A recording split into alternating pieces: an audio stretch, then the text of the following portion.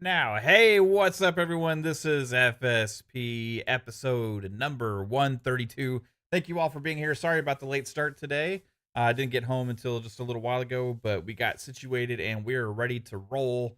There's not a whole lot of news again. Like, this is kind of like a time where we already had the Dev Direct for Xbox. That was amazing. We're waiting for other shows later on. I think ID at Xbox is later this month, and then you had GDC coming in March and other things like that. But it is a time of game releases and the time for awesome games. And so I was trying to think of some stuff to talk about today.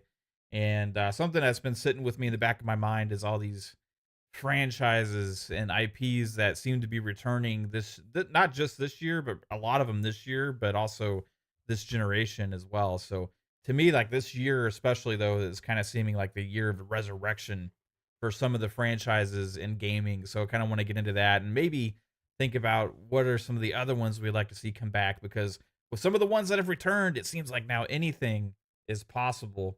And plus, we'll also talk about, hey, Series S is, if it's a potato, it's a very tasty potato, according to some of the devs out there that said it actually helped.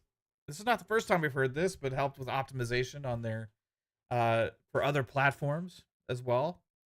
Yeah. And that's interesting. That was a quote that came from a Warhorse developer for Kingdom Come Deliverance II when discussing that game on the Iron Lords podcast, unsolicited as well, which was interesting that he just chimed in with that. But yeah, shout out to everybody in the chat. Thank you for being here. Still in mourning as Luka makes his first appearance on the Lakers tonight. I'm wearing my Mavs hat in solidarity.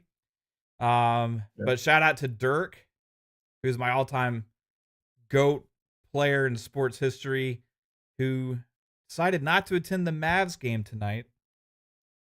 Instead, went to LA to sit there and support Luka, which I think is a very bold statement from very one Dirk Nowitzki, who's the ultimate loyalist, and letting people know that, hey, still supports his guy. So I think that's actually pretty awesome. I'll be rooting for Luka tonight as well, hoping he does well. But shout out to Brandon Martin, member for 6 months, is so excited for Avowed. Fly, Eagles, fly, baby. Yeah. Oh man, We flying all right.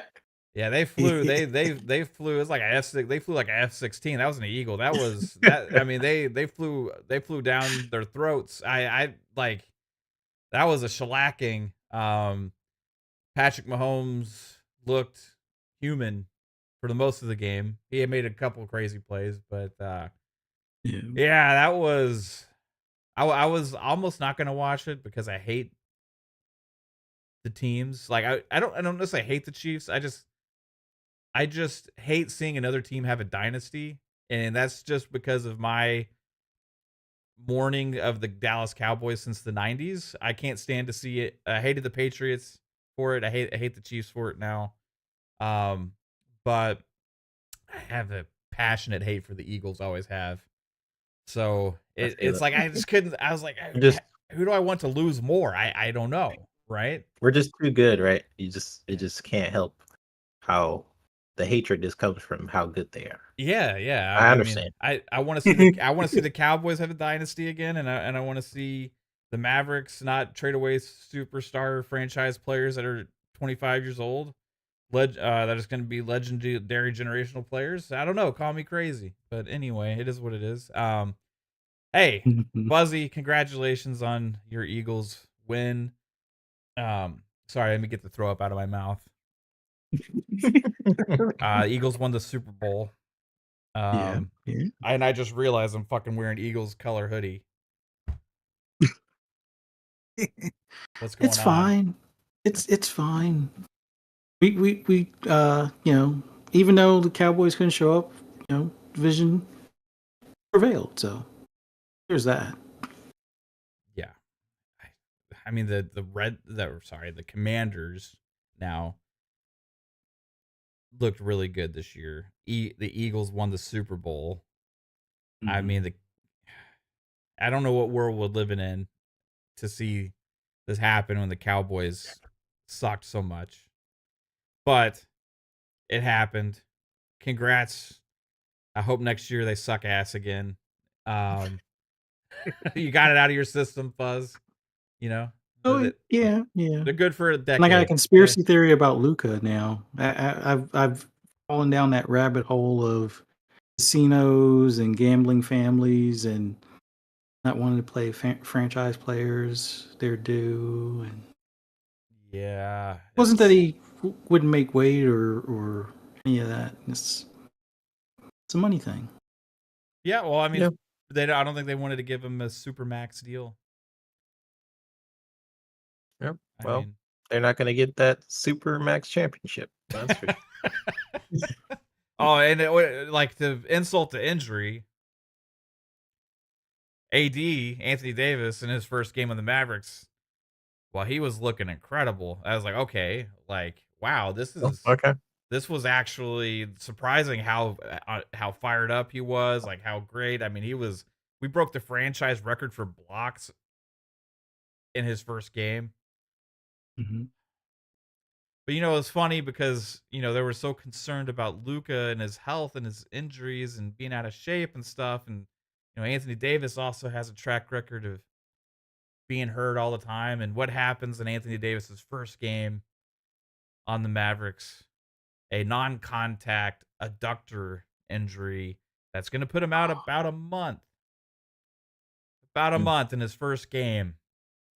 So that is an injury, insult to injury.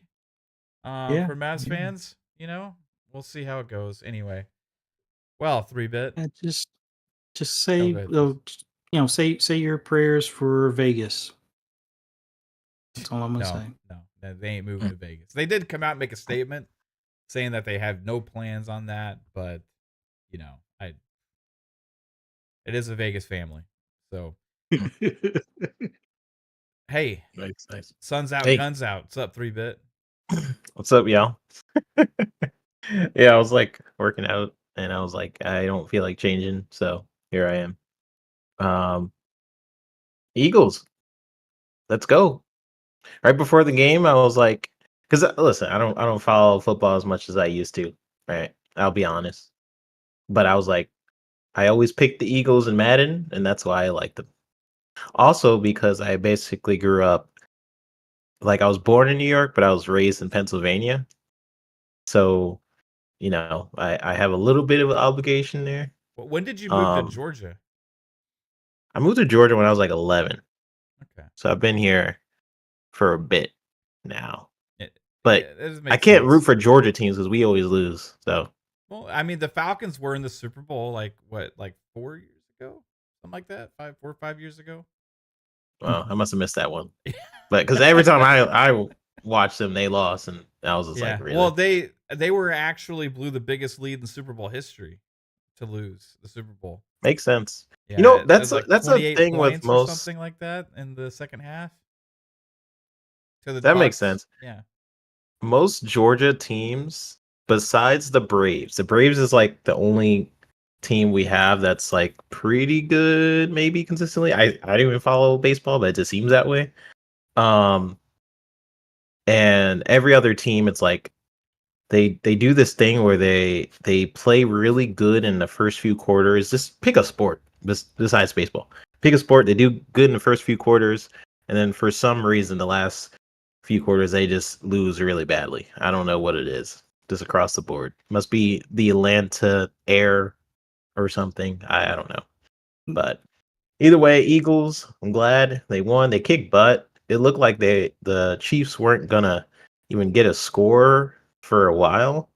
Um, so they had some good defense. That was really entertaining. Of course, the halftime shout out to Kendrick. That was dope. He killed it. Yeah, but it's been a busy week, man. Busy week. I've haven't gamed a lot this week, but I did play wee bit of Yakuza Like a Dragon. That's been fun. So yeah, Yeah. good week.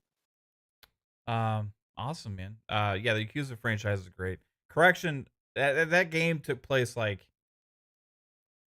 7 8 years ago, actually. I said Oh, 4 okay. or 5. Yeah, Yeah, it because was, I couldn't and it was against remember. it wasn't against, it was against Brady, but on the Patriots. It was, I had my timelines mixed up. So Mm. yeah, it was the Also, Patriots, correction 25 on point my win. end. Sorry, correction on my end as well. General Spartan says the Bulldogs have been doing damage. Yeah, college football, they've been doing pretty good. I've heard like them in Tennessee have been going at it, but yeah, I don't really. There's not a lot of sports I follow right now. I'm trying to get better, Yeah. but yeah. Well, I can understand not being, you know, a fan of some of the Atlanta sports because they just don't ever do anything. Hawks, Yeah, they're just what's trash. the point? Yeah, exactly. You know, you What do know, we got? Not much. Falcons will be good again. I think so. Yeah, I think the Cowboys have a shot. I think not. Maybe not next year. Maybe the year after. I feel it for you. Like I feel the energy coming back to that team. But they need a good owner. presence, good owner, good something. Yeah, They need like good momentum. yeah. But I feel it. Maybe eventually. Hey, football's better when the Cowboys are good. Anyway. All right. So, congratulations again to the Eagles fans. Congratulations to the Lakers fans. Um, and across Oh wait, all someone sports said, from Mav, are you gonna do a reaction to Luca? well, I mean, he's about to make his first appearance, I think, in like 10 minutes. Oh really? I didn't know Yeah. it was today. So like, Okay. yeah, it's like it's tonight. He's making his first appearance tonight.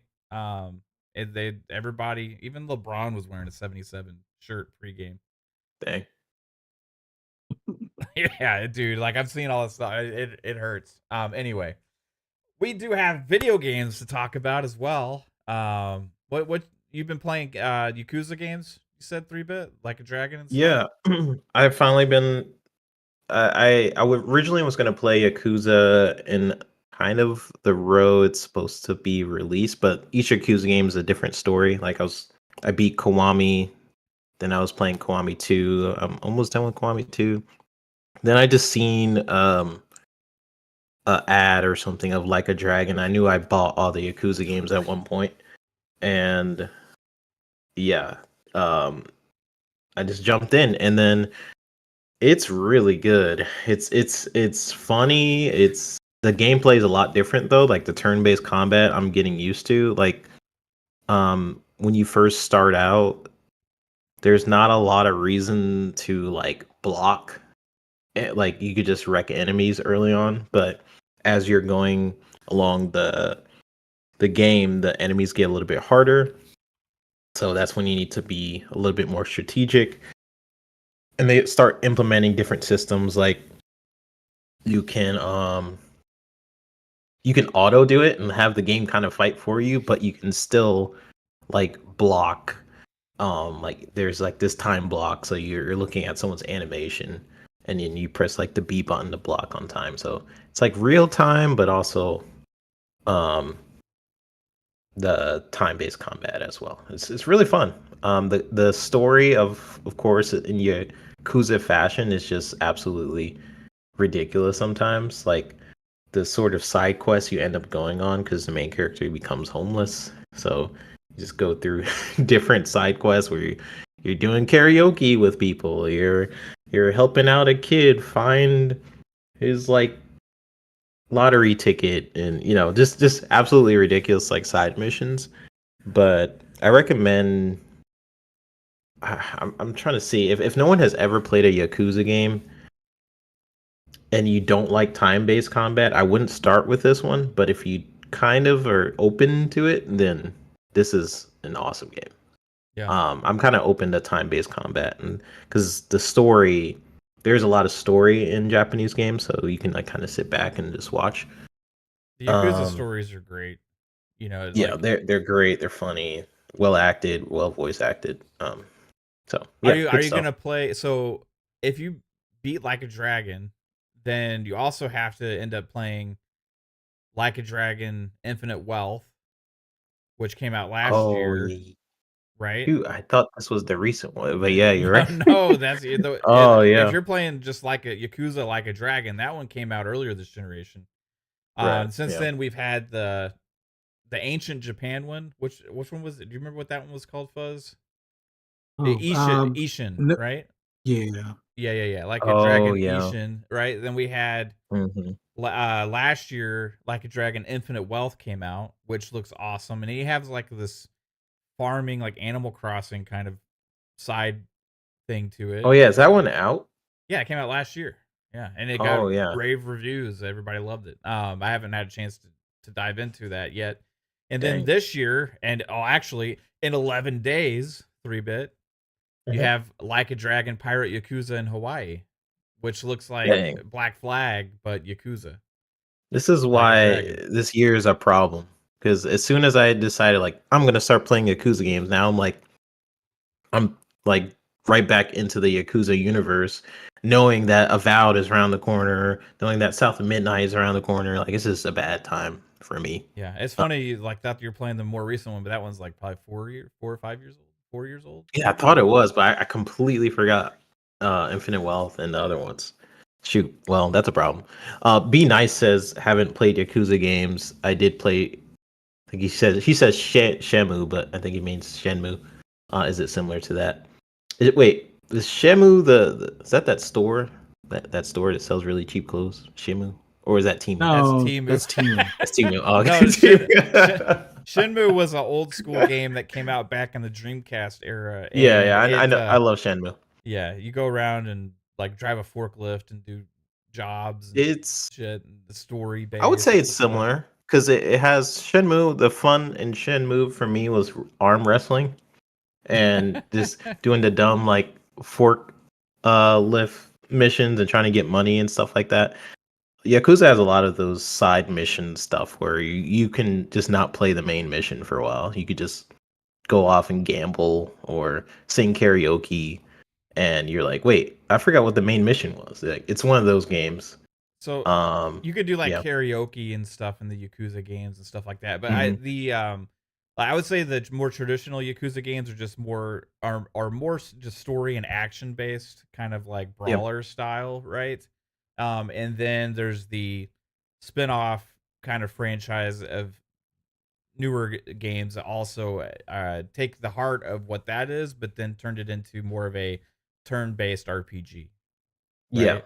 So Yeah. you have like now you have these other ones too, that these other spin-offs like Infinite Wealth and now Yakuza or Like a Dragon uh Pirate in Hawaii, whatever, that is like expanding into experimenting with different genres within the whole Yakuza Like a Yeah. Dragon universe. So it's crazy, and what that team does to just crank those games out is nuts. Now, same development studios that are making the new Virtua Fighter, and they also revealed another Oh, brand new franchise. I think at the yeah. Game Awards, right? At the Game Awards, Mhm. that had just insane looking graphics and combat, super smooth. So, we got a bright future ahead for I think it's RGG, right? Is what Yeah. Oh, the hmm. acronym for the studio, right? So, yeah, amazing things ahead for them.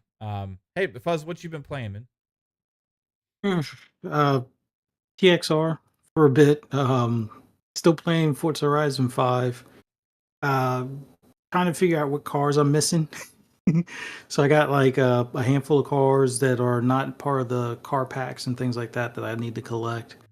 Um, I got the two most recent.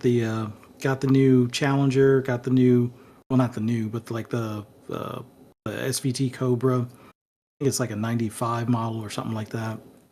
And I got a pretty decent naturally aspirated tune and turbo tune or twin turbo tune for it. Um, Other than that, I've bought a handful of games that I've yet to either install or play. Like I did pick up Kingdom Come Deliverance, but have yet to download it to my hard drive. Um, there's a couple other ones that I wound up getting. I think what is it, Sworn or something? It's like it's like Hades but co-op 4 player on PC. I'm probably just gonna play it on like my Steam Deck for now, but it's on Steam. It's like under $20 or something like that. You can find like codes on like I don't know if it was CD Keys or one of those places where it's like $16. So it's definitely a worthwhile pickup. Um, been playing a little bit of Sniper Elite Resistance. Uh, I want to try to at least finish the main line or the campaign on that before I uninstall it. Like there's a ton of games I want to get back to. Like I need to actually get back to the Division because of the season stuff, and I know that they're going to be doing that expansion hopefully in March. Around their anniversary. I guess it's like 5 or 6 year anniversary at this point. But yeah, there's too many games, not enough time. Oh, and I want to actually start playing on my Quest 3 again. And there's a game that's coming out that'll be on Tidbits that I think I want to pick up for my Quest 3 here soon as well. But yeah, it's too many games, not enough time, and trying to figure stuff out like that. Right on, man. I speaking of TXR, also I finally finished the early access content.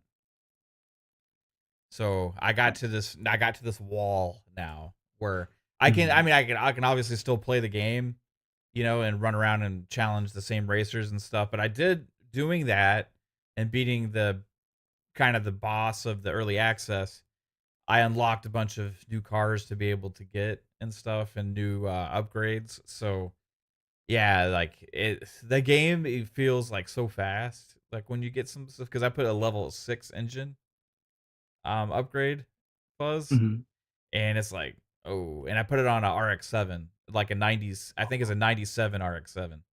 You know, Nice. yeah. So it's just an awesome game. I've been having a blast with that. I also kind of with all the sports talk going on lately. I've been getting back into some Madden and playing NBA. I've been playing that Oh yeah, I stuff at seen it night. pop up on Game Pass. I downloaded it. Yeah, Um, see, like I already owned Madden, but because it hit Game Pass now, I can play it via the cloud, the Game Pass, Mm. the Game Pass app or whatever.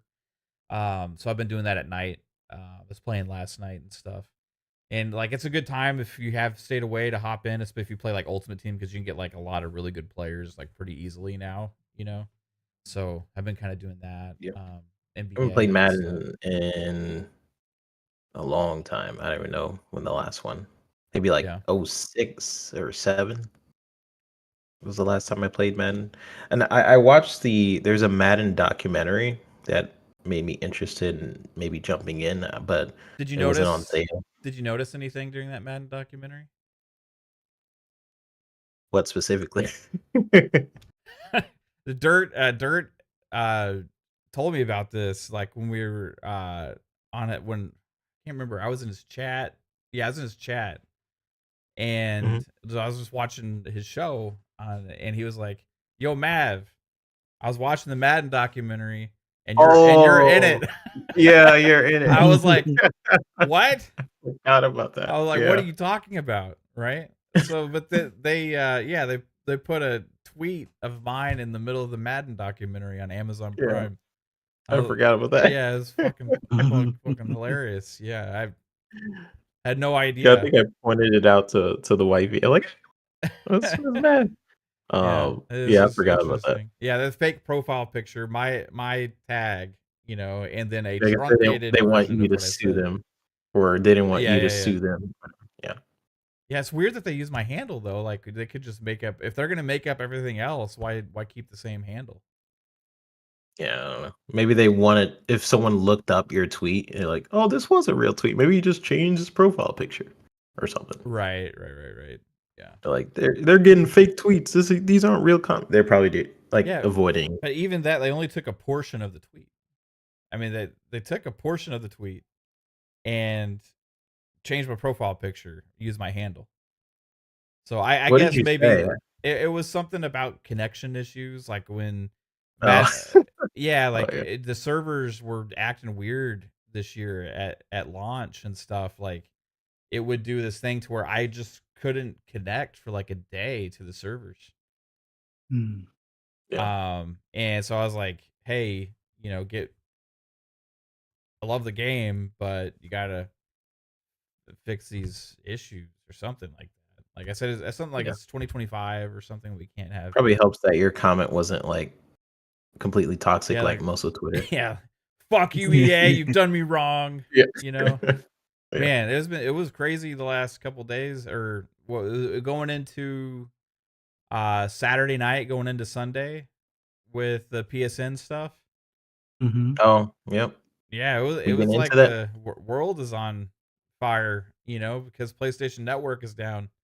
People couldn't play, Madden and 2K and FIFA and Call of Duty and Yep. Those are the Fortnite. big games. Yeah, but I mean, you actually have, I mean, major publications writing articles about it. Like everybody was writing articles about PlayStation Network being down. Those are, Yeah, I seen like 5 hours and 12 hours, and it just kept going. mm-hmm. That's a long Yeah, outage though. Like Xbox has been down for Yeah. like a half a day before, in I think the longest one they had was like 3 or 4 hours, which was like a couple years ago or something. Yeah. Um, yeah, but this was pretty extended to go from one night all the way into the next evening. Pretty much is what it seemed like. yeah. It's Um, 24 something hours. You think it was a hack, or do you think it was because of the recent layoffs? Did they lay off their well, network team or something, and somebody they laid off a lot of the UI plugged? team. Yeah, it's Yeah, like they laid off the bad UI. timing. Maybe somebody was pissed off as they left the office. It's like, They let's see drove if over they a can. wire and If I plugged it. unplug this one little wire hidden behind this, I wonder how long it'll take for them to find it. If you guys, I'm going home. Yeah, Oh maybe. man, It's that it's. sounds about right. I mean, I would do it. Yeah. It's just crazy. Like I have a history with PSN. Like I was a part of the hack. Like my data got compromised the first time, and ever since then, I'm like, it, most games I have on PS5 are actually I didn't even realize this are physical. And if it is like digital, I don't have my credit card information on there because they won't even let me, even if I wanted to. My credit card company does not like Sony. So it's like me and Sony does not have I do not trust them with my data. Just historically. So when this happened, I was just like, yeah, it seemed like it was a hack, but maybe like they did have some layoffs with the UI team and a couple other things. It's possible that some of the people they fired was in charge of maintaining the servers. I'm just spitballing. But maybe that's why. And then they're like, oh shoot, we fired the person that was in charge of the servers. How do we get it back online? And I'm like, I don't know. And it took them a whole day. That's my theory.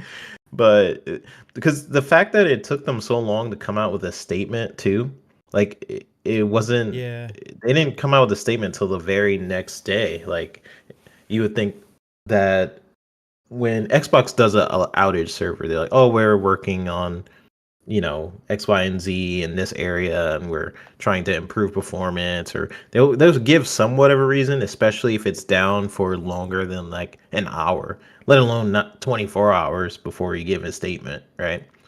So I just thought it was weird, you know, this is a little weird. But I don't like, yeah, I feel like it was kind of an overreaction. But to me, it's not a huge overreaction just because of the history of PSN and my history with PSN. So it's just like, is this another sign for me that I don't like or trust their data, um, the data side of things? But yeah. It's for other like people, I feel like if PSN goes down, people are like, "Will this be the time that it happens again where we're gonna lose it for a month?" You know. I yeah, think that's the fear in people's back of their heads is like, will this be like that was, right? And apparently, I think it was Tom Warren that said that like Microsoft had blocked a big DDoS attack recently, and he was curious if this was one on Sony's end. I don't know if they've come out and said what happened or not.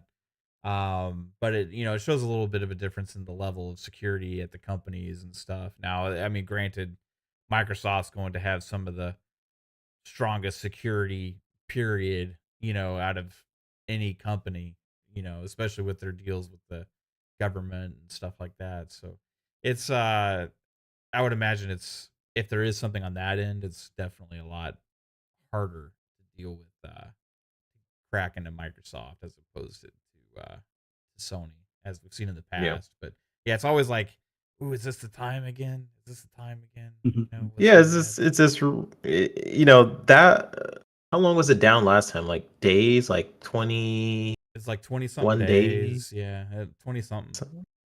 Yeah. I think it was like So 25 or something that like was that. bad. And that was part of the interview hack, right? Where with like the movie The Interview, was that a part of the same thing where the I think that Sony was emails, or was that I think separate? that came. I think that came later. I think the Okay. 2011 was mainly on the gaming side of things, and then the interview Yeah. one was when they found out all the dirty emails for Hollywood and stuff like that. Right, right. Okay.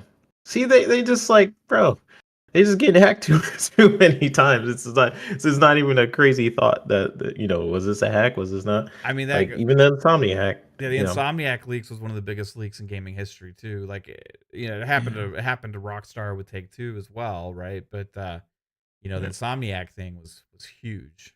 Like, I mean, you're talking about the roadmap for a long time, but it also had a lot of PlayStation documents in there, like budget Yeah. Found out about stuff, X-Men and some other things, game yeah. cancellations, and Mhm. I mean, just all kinds of crazy stuff was in the Insomniac leaks. Like, we got Microsoft leaks as well. But Microsoft leaks come from like Microsoft being stupid, Microsoft. Yeah. right? Yeah. They come from like, oops, we accidentally filed these unredacted documents to the courts instead of, or, Yeah. we accidentally told somebody something, or, they have very chatty Cathys working for them that like to leak things to people they're connected with in the communities and stuff like that as well, right? That's usually how that, or it'll come from like, oh, YouTube, somebody had they put a video up, and somebody within the YouTube back end was like,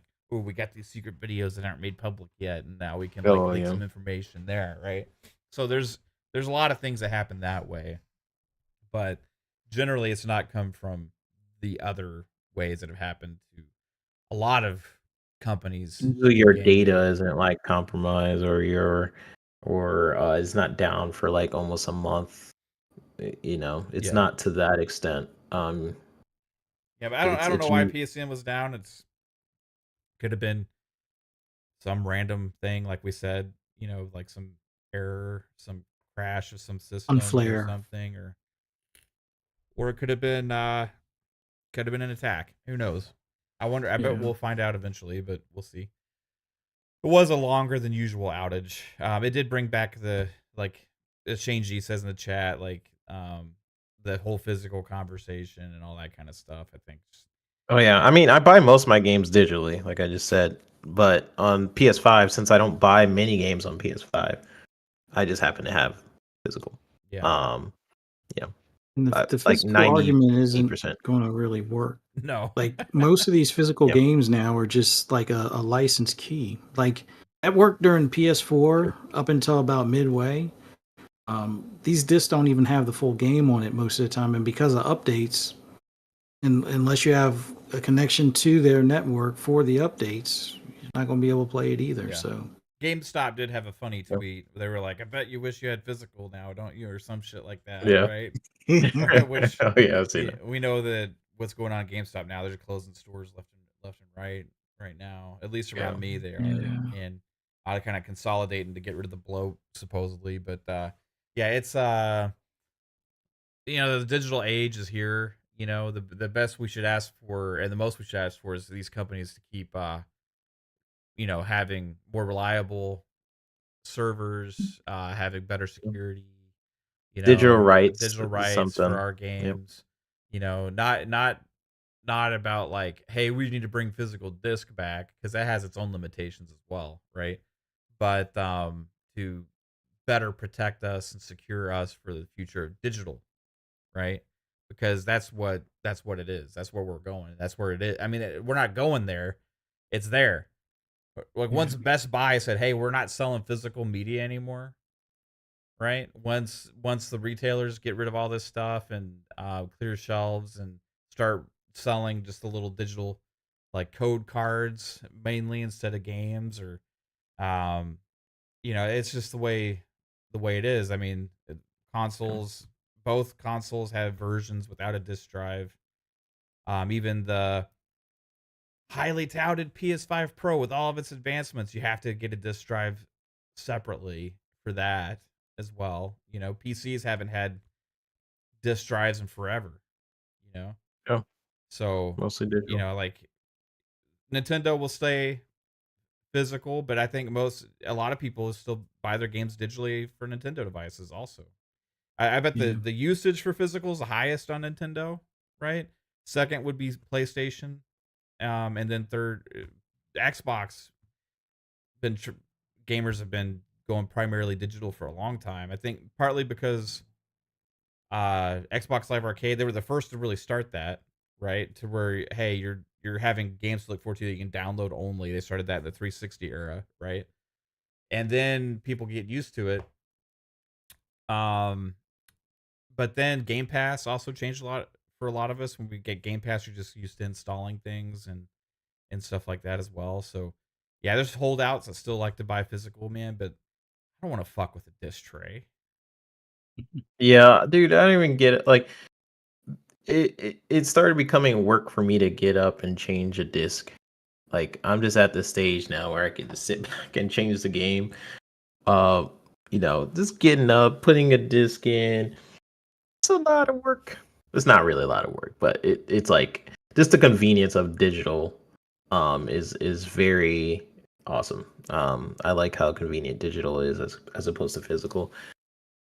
Like Fuzzy and Mav, what they said, like most physical games are just licensed for digital. So it's it's just slowly going the way, and that's why it's always weird when you start to see um like game sales when they're like, oh, these are game sales from Xbox compared to like PlayStation. It's not a real representation of sales, honestly, because most people buy digitally, and also a lot of those sales come out of the UK. Not a lot of Xbox people are in the UK.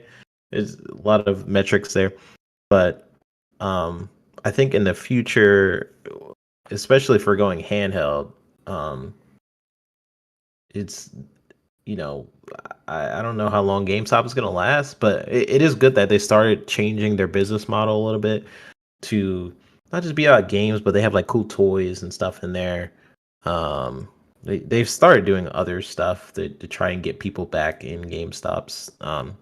Maybe Psychonauts can attribute to what they're doing. um, but I am a digital man nowadays. Yeah, I especially if don't. you add in like the Xbox Anywhere type features and all that kind of stuff, and if you own the license to the game, being able to access it from different places,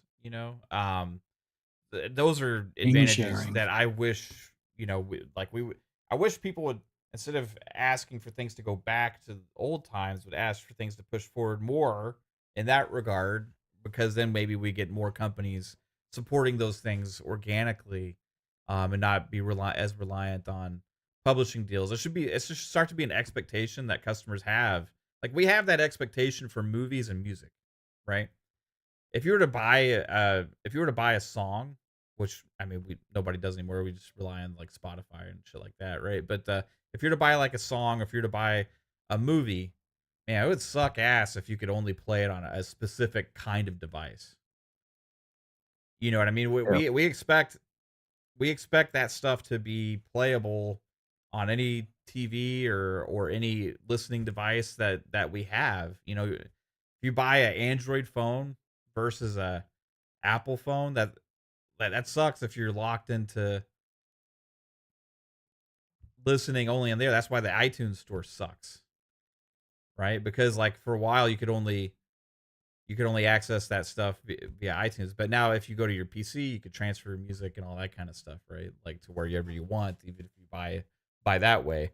But digital rights is important for all of us. So if we keep pushing for the right questions and asking for things to be better for us as consumers in that regard, that's where we should focus most of the attention. Not say, hey, let me have a disc again, so that way I can take it around with me. I mean, how long? I mean, feasibly and realistically, is that going to be a long term solution for people? You know, I it's just understand not. even an airtight disc is like 19 years is its lifespan max. I could be wrong, but I remember hearing it's like less than 20 years airtight. This is not going to be usable, and if it's exposed to sunlight, cut that in half. Well, I mean, digital too. You're compatible with future hardware, no matter what kind of, like it's all software based on what if you can play a certain kind of format or not. Like it's not doesn't depend on the physical drive and what kind of drive you have. I think Sony even said like I think they're ending Blu-ray. Um, Yeah. I think it says something about them killing Blu-ray, or I saw some report of that. I don't know how long that's Well, going to be for. the writable discs they're discontinuing. So The Blu-ray is it the Blu-ray writables? Is that what it was? Yeah, they're killing those. So if you have one of those writing drives, you better go ahead and buy a lifetime supply of discs if you ever plan on continuing to use it. Yeah, I understand collectors and collectors items and things like that. So, but yeah, I think it's kind of like albums you have for music now. Yeah. There's like your I don't mind enthusiasts that buying collect boxes stuff. of stuff with nothing in it. Like I would get a box for like let's say the next Halo or um for Fable and stuff like that. Like I would get the box but just have the digital. Like if that's what they'll start doing, then I'm fine with that. Yeah. Speaking of digital age, a digital thing that does not have a disc drive is the Xbox Series S. And Xbox Series, yeah, Psycho says I have a Blu-ray read-write drive. Did you get that on your new PC? I Or did definitely don't you? have it in mine. I mean, my PC has no Nope. drives whatsoever on it. Did you get it on your new PC, or are you talking about your 13-year-old PC that you still had until you got your new one, Psycho? I'm curious if you were able to get a PC with a Blu-ray read-write drive on it. Anyway, so Series S, the Yep. infamous potato or toaster, as many people would say. The old PC. Oh, it's like not a lot of people are gonna have 13-year-old PCs that they're still using. It's like 'cause I still got one. I remember In my that. I remember closet. my PC would have two disk drives. You had your like regular one and you have your burner. And I Yeah. fucking love that. I mean, that was the old days of downloading music and then burning them on disc and stuff. And that's how we had a collection just full of that stuff. Man, I had so many songs that way. Yeah. But guess what? My digital library from Spotify has every song. It's like every song. I used to make mixtapes and stuff with like I remember I guess I just burnt the CD onto different mixtape. It'll be like mixtape volume 1 or whatever. And then I remember my way of getting gameplay back in the day was it was also like a burner thing. I don't remember. It was like you had to like play the game, record it on some disc, and that's how I would get gameplay back in the day when I used to play like NBA Street Volume 2 and stuff. I would record my gameplay through some burner disc back in the good old days before capture cards. Yeah. Yeah. Crazy time. Good times. Yeah. Well, speaking of the toasted potato, the Series S, I was listening to Iron Lords on Sunday, and they had the Warhorse, the one of the main guy. I can't remember his name off the top of my head. Shit. But from Warhorse, the developers of Kingdom Come Deliverance II, was there doing the interview with the Iron Lords. They always have great interviews and have great people on like that. And he just made a comment. They were asking him questions about stuff, and he made a comment that like the Series S actually helped them with development for and all the basically all the platforms benefited from the fact that they put that massive game, Amazing. massive, really great graphics looking game. It's amazing how they can accomplish that, right? On the Series S, and they ended up benefiting all the other platforms. So it's refreshing to actually hear developer come out and say that, and it was unsolicited, right? It's not like, hey, say something positive about the Series S, sir, or it wasn't anything like that. It was just, hey, the Series S helped a lot with the development, and it kind of Yeah. goes to a lot of the conversations that we've had here in the past regarding I've been priorities and so optimization on games. And this Yep. isn't just in regards to, hey, getting people say that, people can't put their game on a Series S. That's another ridiculous conversation that has been proven untrue numerous times. But it's the conversation about how to prioritize optimization, right? And this is something that we talked about numerous times about if you have the priorities in the right place and you prioritize optimization and you have a target and you know what you're going for, as opposed to make it for the most powerful, most popular thing and then later worry about the rest, right? It seems Yep. like that's where a lot of developers do. Hey, we're just going to focus on this because, it's our lead development platform. Is what we're used to. It's what's most popular and it's powerful. We're just going to roll with that, and then we'll figure, oh shit, how do we do this? It's like that seems like the backwards way to do it, as opposed to what also Strauss Zelnick from Take Two made a point when talking about GTA 6 about, yeah, they're not going to have any problem getting GTA 6 on there because we optimize for the platforms that are available, right? And Yep. this developer came out there that made a beast of a game, insanely great graphics, a huge world, and all this other kind of stuff, saying that, hey, by developing for that and prioritizing optimization for that, it actually benefits all the platforms, which is something similar that we heard from after Larian was famously saying, oh, we can't figure out how to do this on the Series S. Xbox gets involved. They figure out how to take advantage of optimization for it. It ended up freeing resources for the other platforms that caused all the platforms to end up having better performance. And turns out, guess what? I guess split screen was also possible on the Series S locally as well. After they spent some time optimizing, figuring that out. So, but Warhorse Kingdom Come Deliverance II, Series S helps.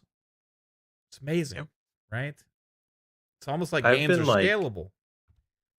so Well, consistent with this topic for like 3 years. I've been saying the same thing, being called every name in the book on Twitter, saying how wrong I was. Like the Series S is a potato, and sending me articles to like the Gotham Knights developers saying like, see, look, the developers of Gotham Knights are saying it's awful, and things like that. Like over the years, different people like who are the people who did what's the Wukong, I guess. Black Myth Oh yeah. Wukong is like, it would take Like us 3 or it's 4 not years to possible. learn how to optimize for that thing. Yeah, and then blaming the Series S for that. Like I've said the same thing, and I will be so consistent with it on this show as well. Like it's all about the developers and what they are prioritizing.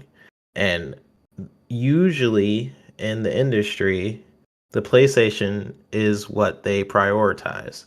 And then they kind of just go from there. And they make it for the PS5. They're like, okay, we got some wiggle room. Let's make for the Xbox, et cetera, et cetera. And um, then how my problem has always been with the pipeline itself.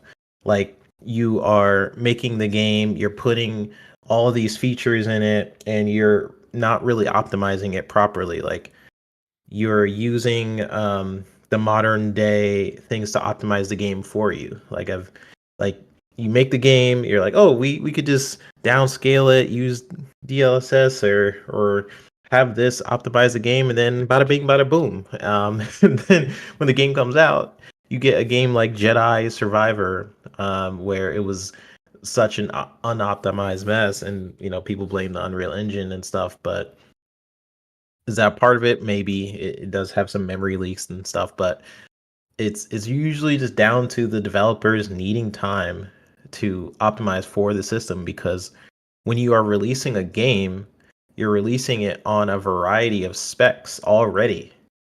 Like if you're putting your game on PC, you're already most likely underneath the minimum spec of the Series S. Because the most popular card is that it's less than the Series S, just a little bit, right? So that's where it gets weird when people start saying like, "Oh, Series S is holding back gaming." When people say that, they don't realize if you are putting your game on PC, you're already making the game in a variety of specs. So that's why the conversation is just broken to me when developers start blaming the Series S. Really, it just shows me how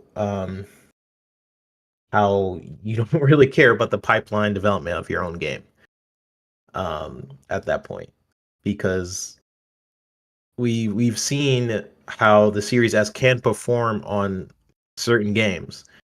Like the Series S can handle some really graphically demanding games already. So when certain developers come out and say like, "Oh, it's not possible," or it's holding us back, it's not the Series S's fault in my opinion. It's always development resources and the pipeline itself. So I've been saying this same thing for like 3 years, even when Series S came out and certain people complained about it and stuff like that. It's really just down to the developers, and modern day optimization is not what it used to be focused on. Like now that we have more power with our devices, you would think that we would get better performance.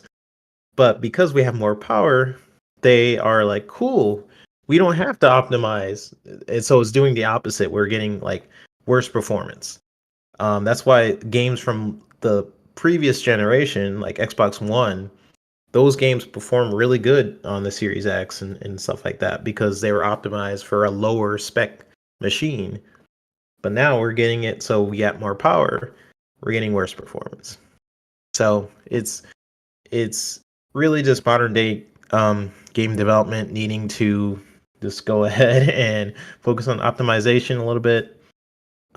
Stuff we've talked about on the show numerous amount of times. It's just um, it is unfortunate that like because of where Xbox is in the market, these developers like Marsh just mentioned Series S. He says Series S just takes too much time, which goes against development costs, in my opinion. Again, if you're a developer and you're putting it for PC, you're already developing for a variety of specs, right? You're trying to figure out how the game works on different graphics cards, different PCs, et cetera, et cetera. The problem is Xbox is where it's positioned in the market is developers prioritize Xbox last anyways. So when you're making a game and you're a big developer, you are making the game for PlayStation and you're porting it to the Xbox. For most studios are doing this. So by default, you're just like, I'm gonna make the game for PlayStation and then I'll port it to Xbox. I'll just do some things here and there, make sure it works. And what ends up happening, they don't spend the time necessary to optimize the game. It's why we got Baldur's Gate, the Baldur's Gate situation where they finally optimized the game and then the performance was better all around, because they just don't spend the time to actually do it nowadays. They focus on graphic fidelity and all these other stuff that I personally don't care about. I just want good performance in games.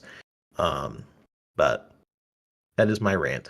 Yeah, it seems like for if you now, make a but solid foundation and then you can like put all the bells and whistles to like I don't know. It just seems like that's kind of like the core of building anything good is you want to have it not take seems like some just want to take advantage of brute power and Yep. not optimize for that as much because it's just easier to optimize because like you're Like if your game's you just got foundation is more 60 frames, yeah yeah.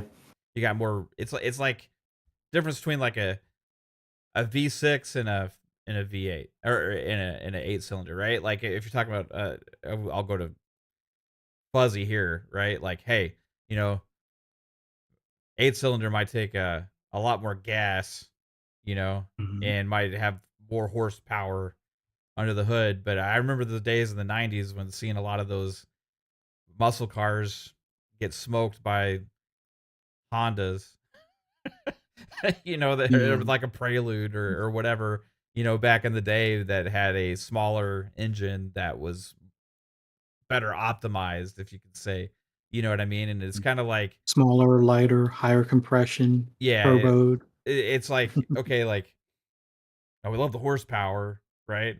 But it was like loud and ferocious and amazing and stuff. But it was like to get the power is like, okay, well, you just make it bigger, heavier, you know, all that kind of stuff. Or you could spend a lot of your time on engineering, optimization, you know, and streamlining and things like that, right?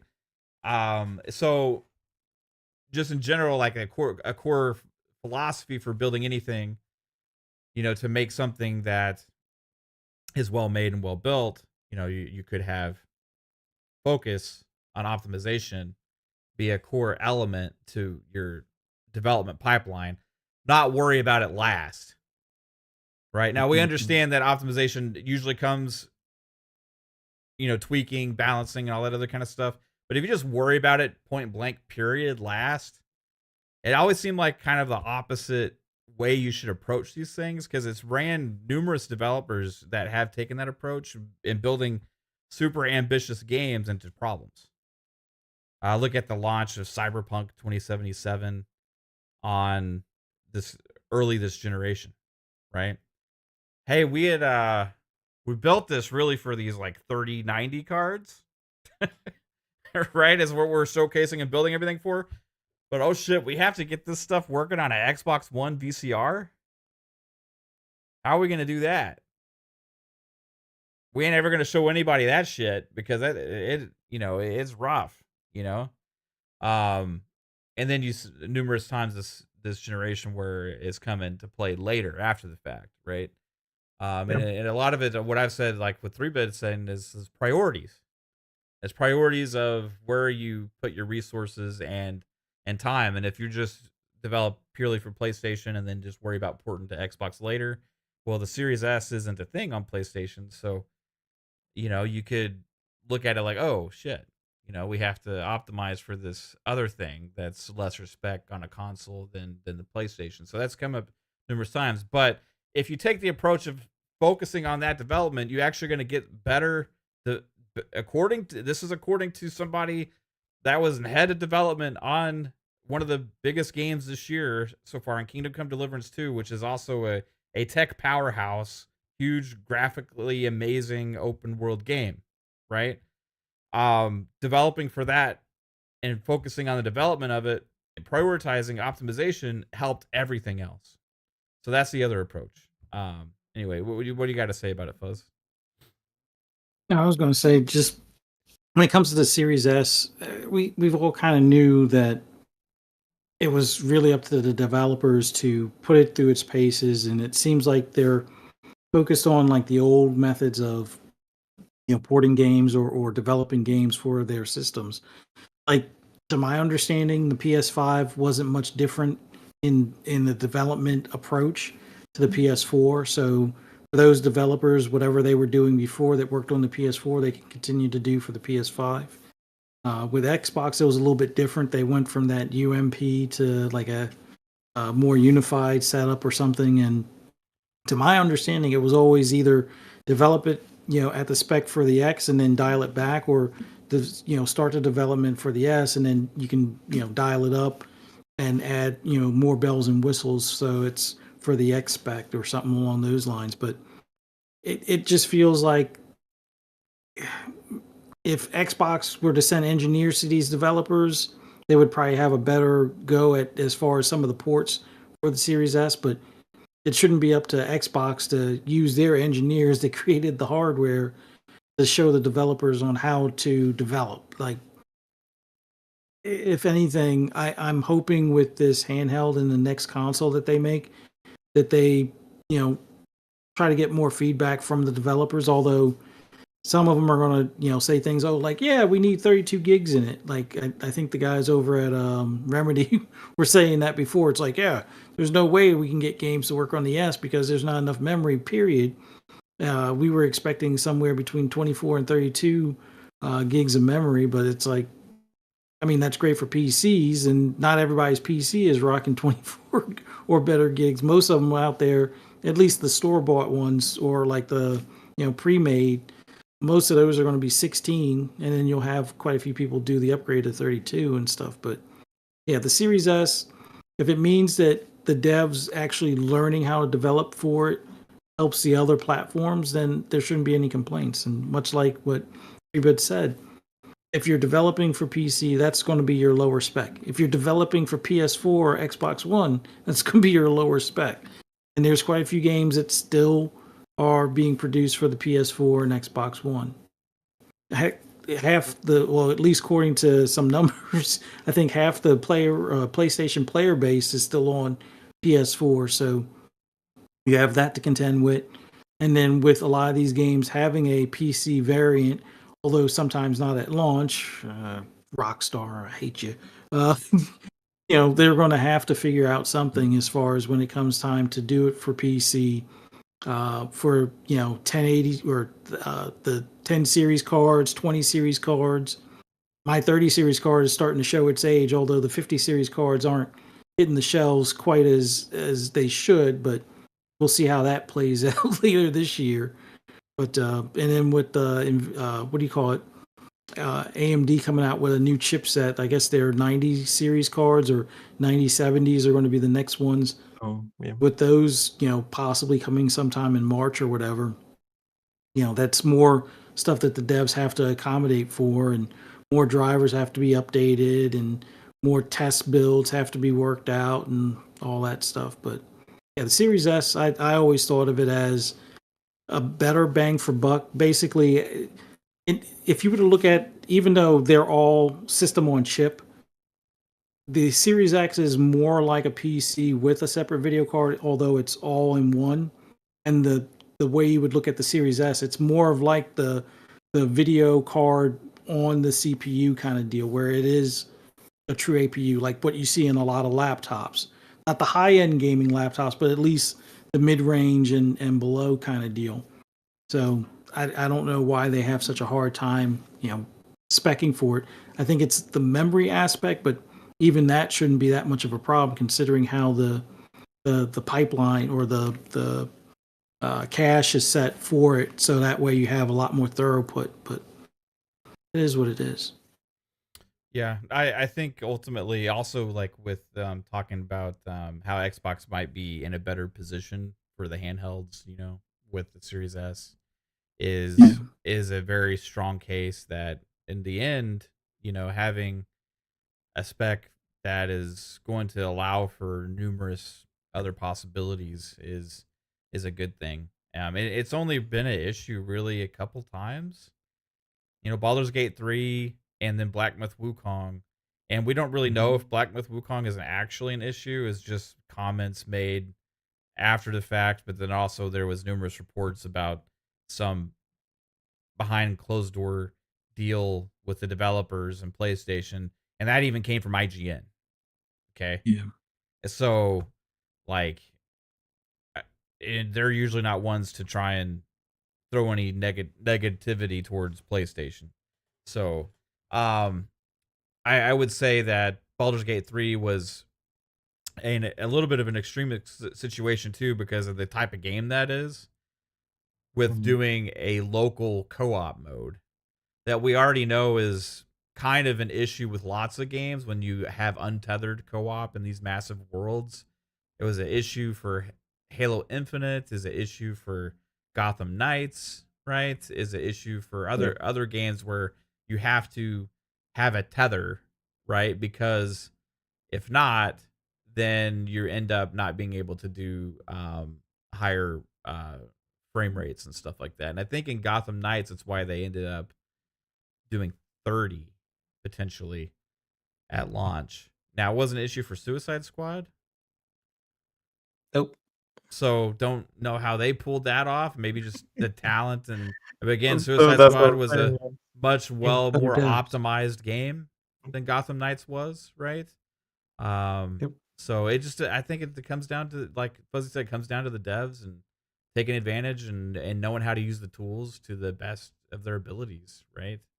And Yeah. a lot of times that's just all it comes down to is the talent, and priorities.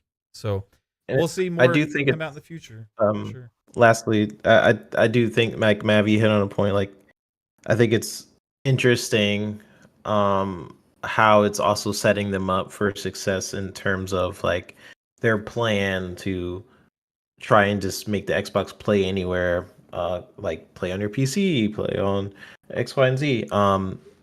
It's like it's really good for that plan because when they do a handheld, to Digital Foundry's point, they really could just use Series S as the base point for um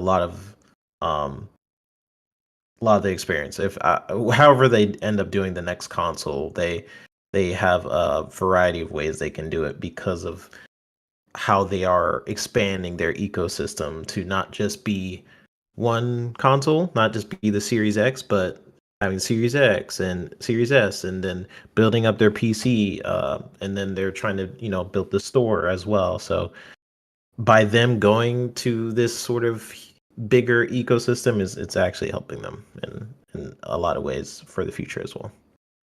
Yeah, right on, man. So I don't know if I don't remember.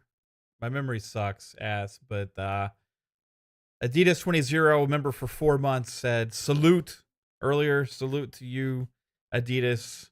I can't remember if I got to the super chat or not. I apologize, Razor Ultron. But if I didn't, I'll read it again, even though it's very difficult for me to. With the $2 super chat, said Eagles are Super Bowl champs. Let's hunt. Eagle emoji, eagle emoji. Well, that's more of a Yeah. like a chicken, but Congrats, it's Razor. Congrats, Brandon Martin. Congrats, Fuzzy Belvedere.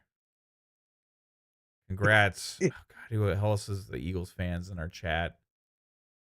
me. I'm with Eagles. I'm ready. You're kind of an Eagles fan. Yeah, I'm kind of a fake one, but Yeah. I did say before the game started that I was rooting for the Eagles, so I think that should count for something. Like if you do it during the game, like, oh, it looks like they're losing. Oh, I'm going for the Eagles. No, I did it I'm before not. the Now, game. hold on, now, for a second. All right. Now, hold on. Okay. There's Yeah, being a yeah. fan of a team and then Mhm. saying, I think I'm going to root for them this game. Yeah. That's two different It's the things. Super Bowl. Who else am I going to root for? No, nobody. If I was rooting for neither team. All right, I all right. wanted But I wanted this to be the first time in history that there was not a declared winner in this championship game. But are you rooting for the Cowboys because you're in Texas, right? Because I That's the grew up watching the Cowboys. It's in my blood. I win or lose, horrible or great, still watch well, my every game and root for them to win and hope they become great. And I criticize them when they suck ass, and so that way I hope they get better. my Same thing for the childhood was in Mavericks. Pennsylvania, Mav. It's still in here. Yeah, but you just said I'm That's where it kind of Eagles fan. Okay, so how many Eagles games have you watched this season? This season, none. Absolutely Except for none. the Super Bowl. Right? Except for the Super Bowl. The Yeah. last 5 years, how many Eagles games have you watched? Probably 0. But Okay, But- now you want me to congratulate you for the Eagles winning the Super Bowl when you haven't watched a fucking Eagles game in at I least could 5 be- years. I could be a potential fan coming back. You're not a fan because you happen to live in Pennsylvania at some point in your lifetime. But does it count that when you're in I really Pennsylvania, like did you be them? like, I'm a New York fan when they went to like the Super Bowl? Well, And yeah, the that doesn't count. But no, I'm curious. Like when the yeah, Eli Manning went to the Super Bowl twice, okay, hmm and with the Giants, yeah. did you tell people you were a New York fan because you were born in New York? Or you were from New No, because York? I never liked the Giants logo. Oh, so you were I thought their logo was so weird. okay. Yeah, so it doesn't count for New York, but it is what it is. But the all right for the Eagles, I remember when what was it McNabb? I feel like I'm gonna get it wrong. McNabb maybe was on the cover of Madden. Oh, Five. was it? Five. So 05. Yeah. Okay, was it 05? Yeah. I feel like that It was was either '05 Ravens. or So. '06. I think Mhm. it was. I'm pretty sure it was '05. It was the first Xbox 360 Madden. Remember they Okay. had the Yeah. bullshit commercial that looked too good to be true, and it turned out that it was. Yeah. Yeah. That's That was when I always chose like the Eagles, and then the Madden after that chose the Eagles. So I had an Eagles period, but right now I'm not it in was '06. '06. sports. Oh six. Okay. And people mention I'm a bandwagon. I am not. Okay. I've admitted that I don't watch as much sports as I used to, but As much or none is two different things. I don't watch sports basically at all anymore, besides like the Super Bowl. Like I just want to skip to the end of the movie, in a lot of ways. But I have the capacity to come back someday. Maybe. Okay, fair enough. So, Will you be an Eagles fan when you come back? yeah, maybe. Oh my god. All right. Well, I Maybe. guess just for you, congrats. Thank you. That's all I wanted. I just wanted the congrats. How much of the Super Bowl did you watch? The whole thing. Okay. Yeah. Well, it was kind of on in the back. I was working, but I was watching it. I was Fair enough. fully attentive towards quarter halftime to 3 and 4. Did you watch any of the Eagles playoff games besides the Super Bowl? Nope. I don't even know how they got there. That hard journey that they were talking about at the end, like we worked so hard, we did the thing. Yeah, I missed all that. Okay. So I'm curious to the Eagles fans in the chat. Eagles fans in the chat and Fuzzy Belvedere. Mhm. Should I congratulate 3-bit? Because congratulating any Eagles fan is like throwing up in my mouth. Okay, it is very difficult for me to do, but I will say if you are a diehard Eagles fan, because it has been a long time since they've climbed this mountain, I would well not that long. I mean, it was in the Foles era. Let's No. just be real. I mean, Yeah. but I still would would like to humbly congratulate you. I'm curious to the actual Eagles fans in the chat. Should I congratulate 3-bit? Does he here we at got least one. own a jersey or a hat for the Eagles? I have a wristband. I don't have a but I got a wristband. How did you Yeah, I get got the a wristband? wristband. Did you see that? Like, that's cheap enough for me to show my support. I don't Like, even remember. I don't remember how I got the wristband, but I definitely have a wristband. I don't got the hat or jersey though. But to be fair, I don't have any hat. Or wait, no, that's not true. I have Braves hat for some reason, which you've seen on the show. But Yeah. at least I'm honest, y'all. okay. Well, I've seen a couple people that say, yeah, congrats to 3-bit. Okay, thank you, y'all. See, they are embracing me, and it makes me want to watch more football. See what that does? That positive energy recycles back to y'all. Where is your wristband? It is in my closet somewhere. Okay. somewhere. If you were to say I don't know, then that would be.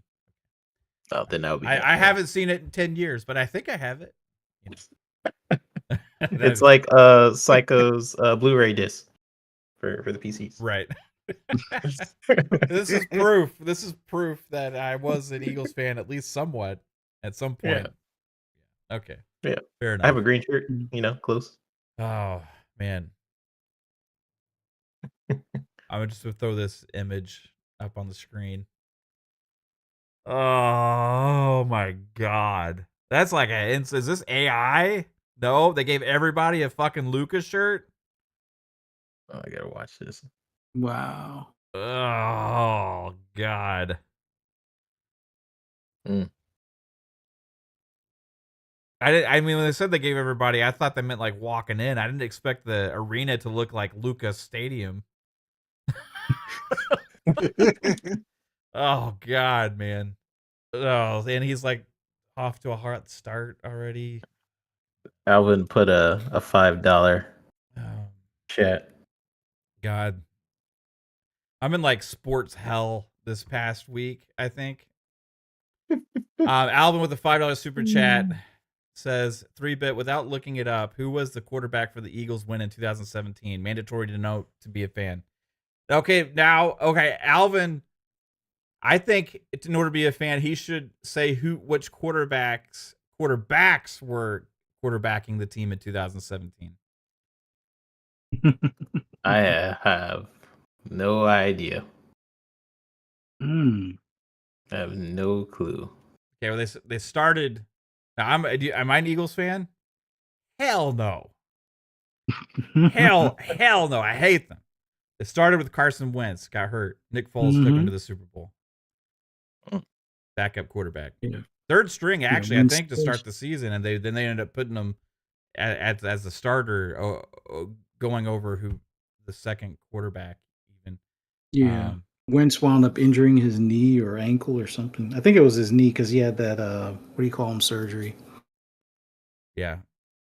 ACL or whatever. So yeah. And the thing that I remember the most about that Super Bowl is that Brady, that cocksucker, didn't shake his hand. Mhm. Oh, Want to talk about unsportsmanlike? Brady is a piece of shit for that. Excuse my language. Yeah. You shake their hand whether you win or lose. I don't care how dedicated you are to winning. You shake their hand, or you don't be on the field. was that towards the end, or was it like in the? Oh, okay. It was funny. I don't know if anybody else caught this, but when I was watching the Super Bowl after the Eagles won, when it was over, and then like the Brady and them were talking, in the booth and stuff, and then it went to the trophy ceremony, right? And they forgot to cut off like Brady's microphone and stuff, so you could hear him like talking in the booth a little bit. He was like, I told you after the trophy thing, or something like that. He was like, I told you I'd do it after. Like, come on. He was like talking like this. I'm not making a big deal about it. He just sounded like such a douchebag, man. Oh God, that Brady's like, I can't deny his GOAT level as far as quarterbacks, right? Like, he's great player, but greatest ever probably to play the position. When it cemented it by winning with Tampa Bay. Like, you just can't argue. Yeah. Like, he's just insane. Despite Inflategate, despite all the other shit, like, he went on and he won so many Super Bowls, then went on to win with the second, with the second team. And, God, it was always hard to root for him. His Uggs advertisements. God. I would just look at McNabb for years, and then whenever he left is kind of when I stopped following football. So Well, he just thought it was funny. McNabb threw up. Like he and he didn't skip a beat. It was like, all right, we're gonna all right, and we're gonna break. I was like, what just happened? All right, so how many consecutive NFC Championship games did McNabb go to?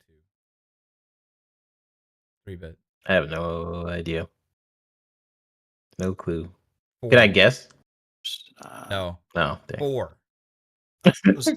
Was it 2 I or was gonna 3? say No, 2. they went 4. I think he. 4. Oh wow. 4. Let's go. 4 times in a row they went to the NFC Championship. So why don't you go for the Eagles then? Look at them. Alvin says 5. I thought it was 4. It's 5? Why don't I go for the Eagles? I hate the Eagles. That's 4. I'm pretty sure it was 4, guys. I lost 3-bit and Fuzzy froze at the same time. Is our connection okay? I need to check this. It looks like we're okay. So I don't know what happened in Discord. Fuzzy froze. 3-bit disappeared. Am I still here? Test. Everybody. I thought it was 4. 4 consecutive. He went to 5 total. But yeah, consecutively it was 4, right? Yeah, what happened to Discord? It's so weird, man. Poison Maniac says, yeah. 3-bit says, uh-oh. Is this a Discord only crash? Can you hear me? Yeah, this is weird, man. What the heck was that? I've been here the whole time, and all of a sudden Fuzzy froze, and your camera shut off and it went on mute at the same time. That was weird. Like you just started sounding like Optimus Prime, and then my thing froze. I don't know. That was weird. Yeah, it's 5 total. Alvin says, I was right. 4 consecutive. Oh, Yeah. well, I was gonna say 2, so add a couple more, and I would have been close. Yeah, but unfortunately, they just didn't make it in the McNabb era. Well, all right, enough sports talk, everybody. Carson Wentz ruptured his vagina that season. Psychos. I've never seen a fall for a quarterback that looked to be as great as Carson Wentz looked like he was going to be to just becoming as absolute trash afterwards. But all right, let's get into more conversations. Now, we have something that I've been thinking about lately, and it's something that goes in with Pong Soul's talk about this being the golden age of gaming. And something we've seen this generation is games announced for franchises that have been dormant. Now, we've complained about this for years about how these publishers are sitting on these graveyards of IPs of classic franchises that we want to see come back, while they continue to make just pure sequel after sequel after sequel after sequel after sequel after sequel of some of the same franchises that they end up hitting a home run with. And it seems like, well, this year is a year we're actually getting a lot of these return franchises, right? And now there's more coming. Like we still have Perfect Dark coming back down the road. Last year we saw Baldur's Gate come back. So this has been a theme, I think, in general, throughout this generation. But this year seems like even more extreme than most. Were this much like I said, we've just been playing Tokyo Xtreme Racer, franchise that I thought I would never see again. It's absolutely crazy. It's coming back. Ninja Gaiden surprised everybody, besides those of us that knew behind the scenes about its existence, coming at the developer direct. That was hard. Ninja Gaiden 4 showed up big time, not with just a remake or remaster make of. I don't know what to call it. Like, they call it a remaster, right? They call it Ninja Gaiden 2 Black, but to me, it's as much of a remake as Last of Us Part 2 is. Or Last of Us Part 1. The models are way better, and I mean, it just looks absolutely great in Unreal 5, right? So you got Ninja Gaiden 2 Black, but also a brand new Ninja Gaiden 4 coming this year.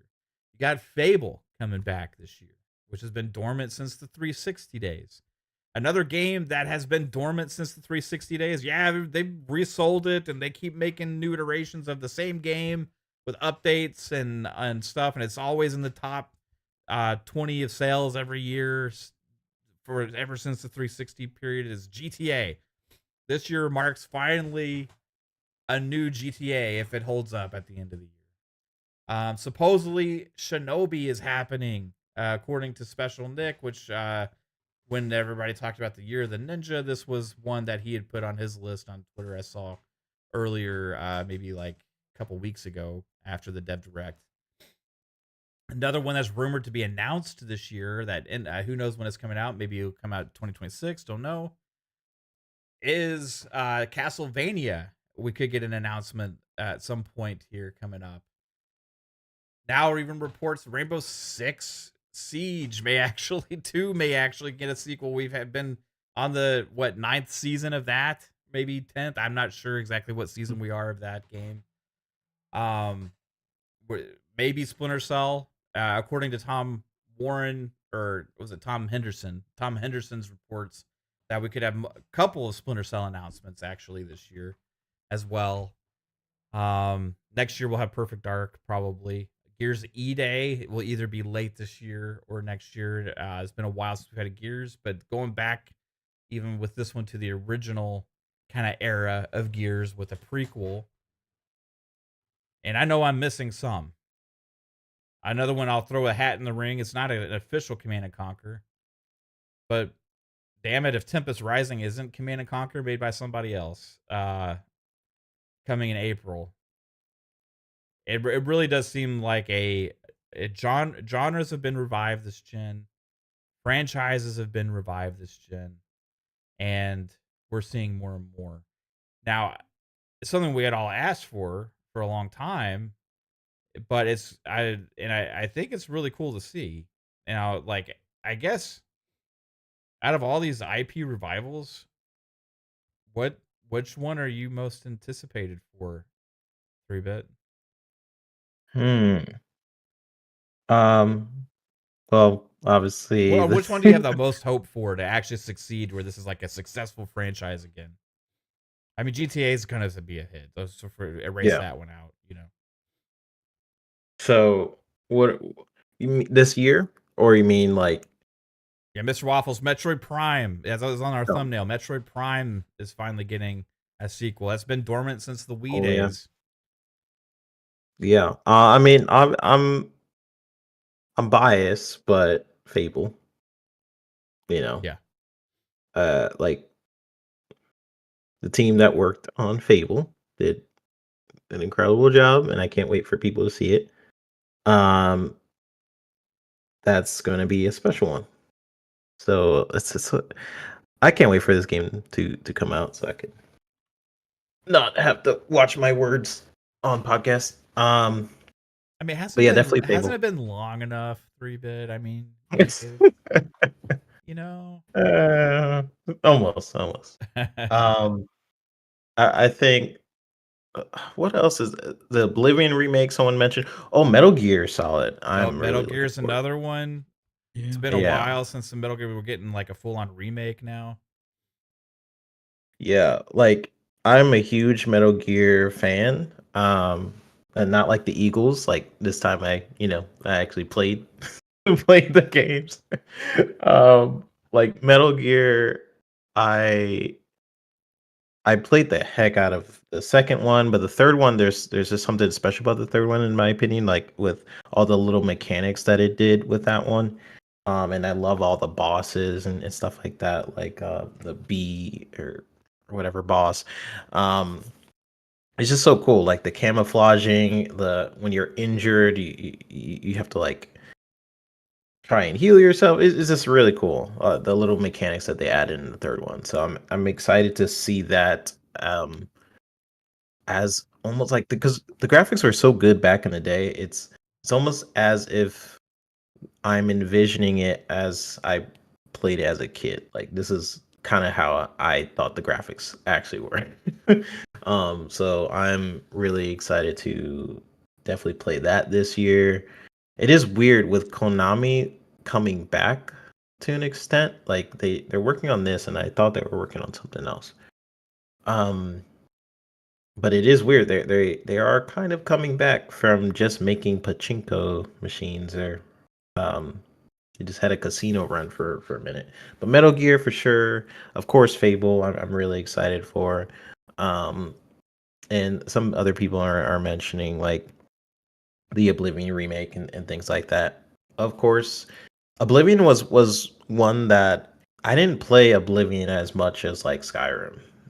So that's a modern remake that can really get me into the groove of how I'm supposed to experience that game, maybe. Um, so definitely looking forward to that. It's just like a lot of cool games coming out, and I am worried that I won't have the time to play a lot of them. Which is why I'm starting to make a list for myself, and I'm trying to stick to the list so I can get to and beat all these games. So we'll see. Yeah, man. There's a lot, dude. Fuzzy, have you noticed this also? Now, it comes with like a lot of people say, "Hey, kill all these franchises, just new IP," but we're getting both, right? I mean, you get new Mhm. IP and all this stuff. So, but out of the out of these revivals that we have coming, what are you most excited for? One that wasn't mentioned, and I've gone on and on about it before, and I'm waiting for a more solid release date window.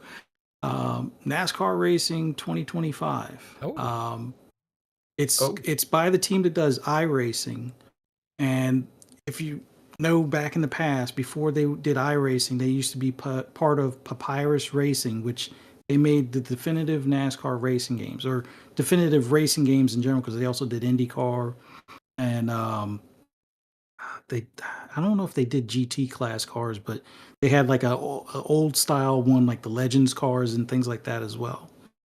They have been some of the best sim stuff until like Turn 10 came around, but they have a lot more like, or at least in the past, they had a lot more leeway as far as adjusting the drivers, the teams, the AI difficulty level, the amount of grip, the tuning in the cars, things like that. So if you're a NASCAR fan and you want a real NASCAR simulator, I can't wait for NASCAR 25 from the iRacing team. And the iRacing team is great already as far as if you want to do the subscription end of things, but I don't feel like paying like $10 or if you do like the year, I think it's like $6 a month to race cars where I most of my racing would be offline.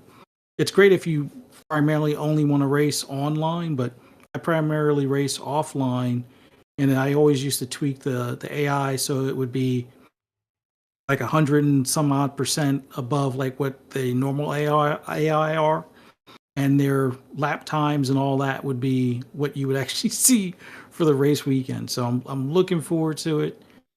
I want to hear more about it, but there's a ton of other ones. Like Fable's definitely on that list. Like I didn't think I would like Fable because originally I thought they were going to go more with the caricature type look as far as the character style, which I'm not the biggest fan of, but with the style that they showed in the past few showings, like more like photorealistic aspect with like lush scenery and everything, that's definitely something I want to take a look at.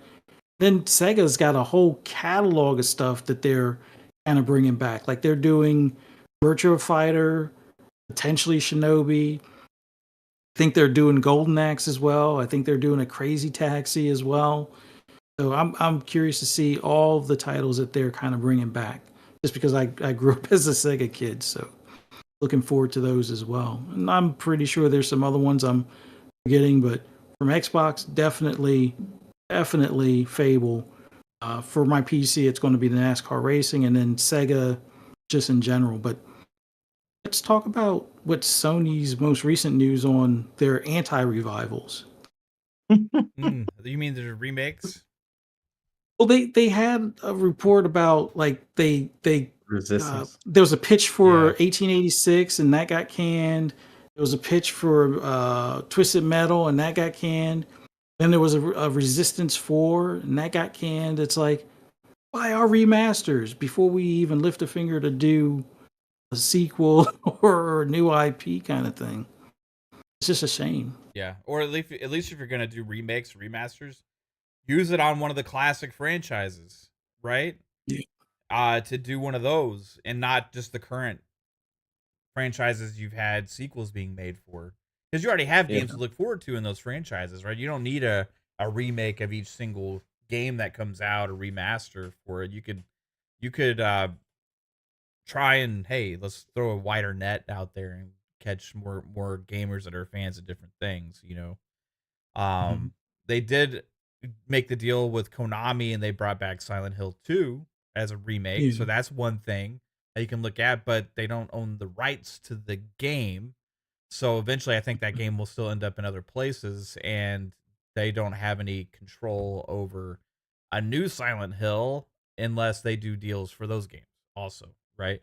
So it's one thing also that kind of goes in line with what you're talking about, Fuzz, about the um contrast where like Xbox was like focusing on, now, hey, we're focusing more on things that we own and control, right? They're still doing some of the deals, right? And I think they're expanding even more beyond that because they have so much that they own that they can now, right? And they also have these other publishers that already have existing relationships with these other companies and stuff too.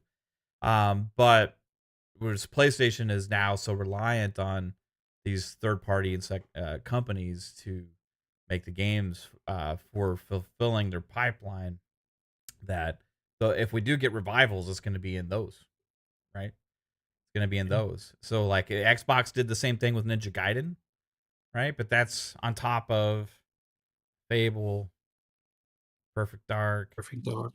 right? And like you're talking about bringing back old franchises here, you know, ones that have been, both Perfect Dark and Fable have both been dormant since 360, right?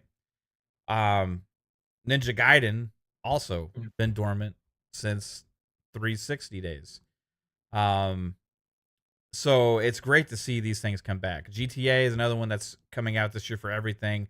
Been dormant since, I wouldn't say dormant because, you know, obviously it's one of the biggest game of all time. But as far as new titles coming into it, we haven't seen a Yeah. new release since the 360 days. The Virtua Fighter was announced this year. Another one that's been dormant since the 360 days, or it was announced at the Game Awards late last year. So it just seems like we're in this era now where these companies are seemingly like saying, "Hey, let's revisit our old catalogs and start making more franchises, more multiple games, and not let these things just sit there and die." What I hope Yeah. is Ubisoft looks around and sees what the rest of the industry is doing. You know, supposedly they're bringing back Splinter Cell like we talked about in a big way. There's still a lot else out there that they could do.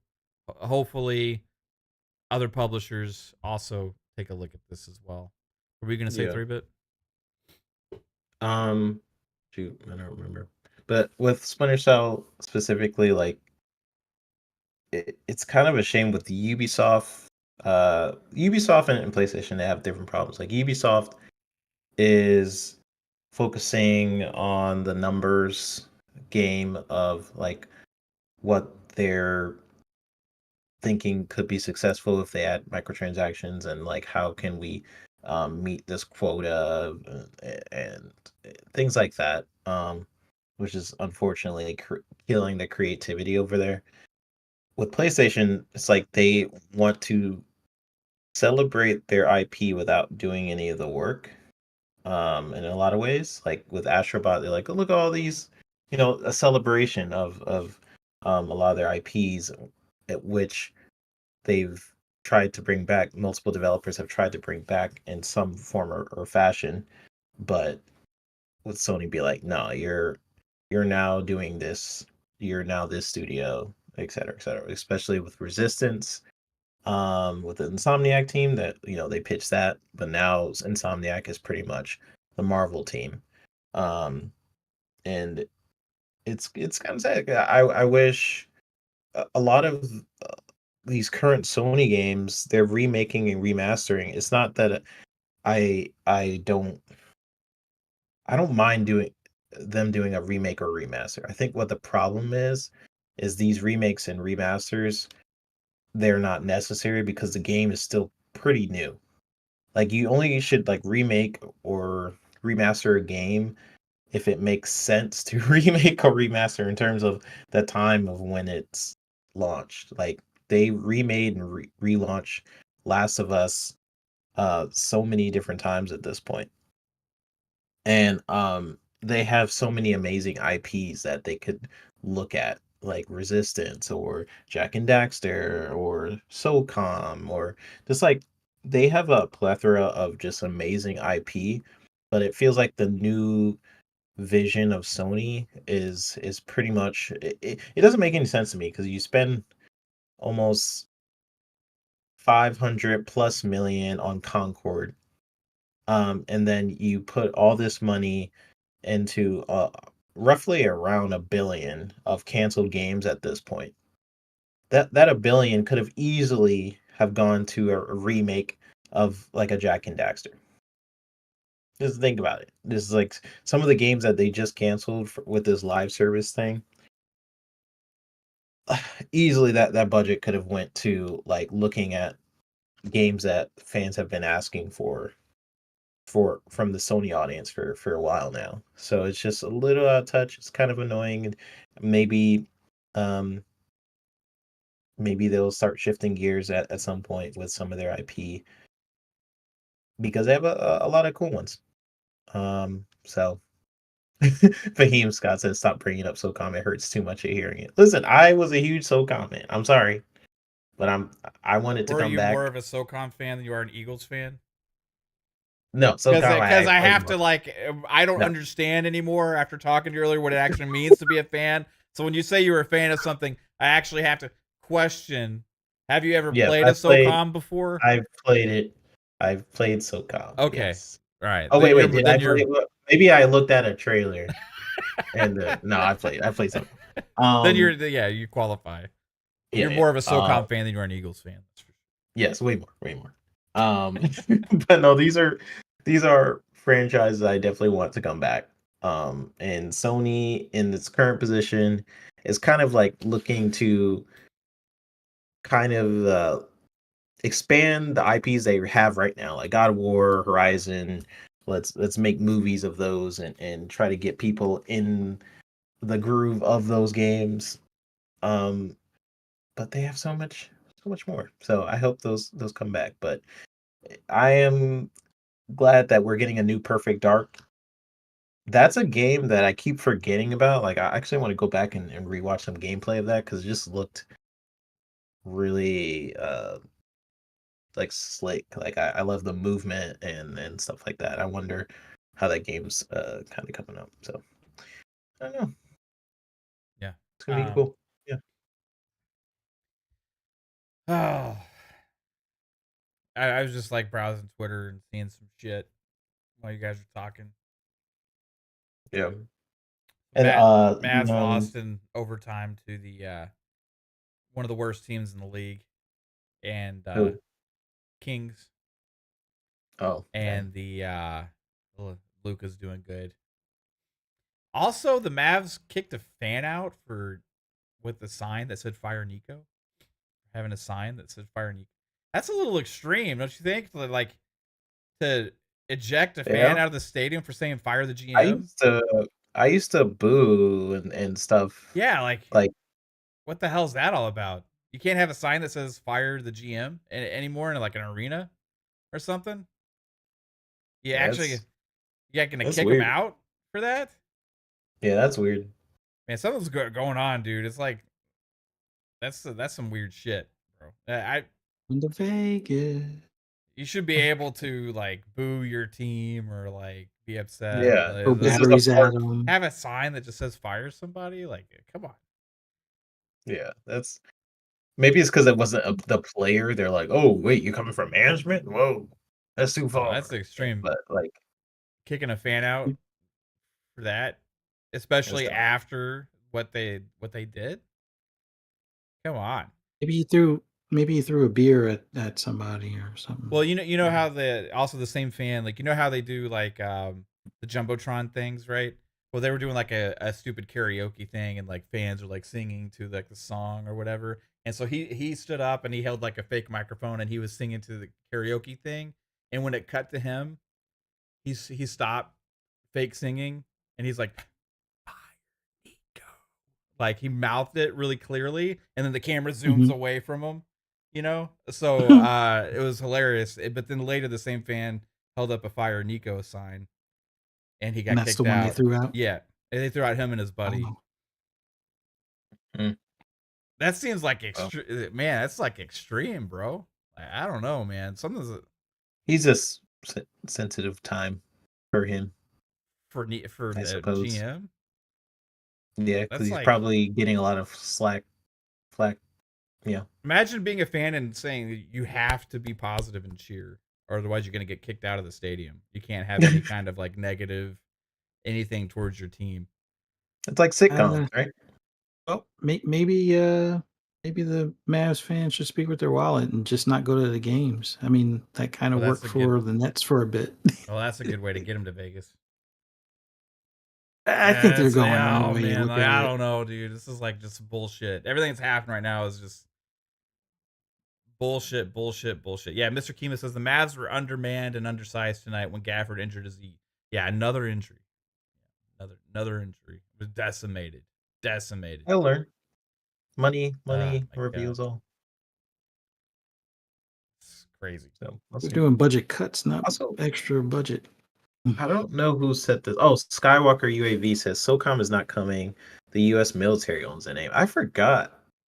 I remember seeing ads and stuff where it's like the military associating with SOCOM and stuff. Is that?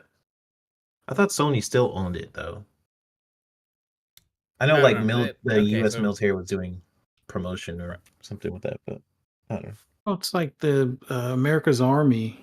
It was like a basic training simulator. I don't know if the military still does funding for that. I'm assuming they still do. Well, I don't know. Sony's not gonna do it anyways. It's just hope at this point.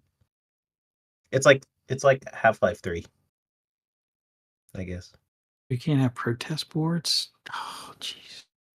That's like one. Is that even like what do you qualify then as like? But it's game related. Yeah, it's related to like the team and the organization. It's not like political or social thing. It's related to your team. Like, are they using that like kind of rule as like as a scapegoat if you say to fire not allow LeBron, negativity towards your team? Yeah, that's that's ridiculous. Yeah, I don't weird. know, man.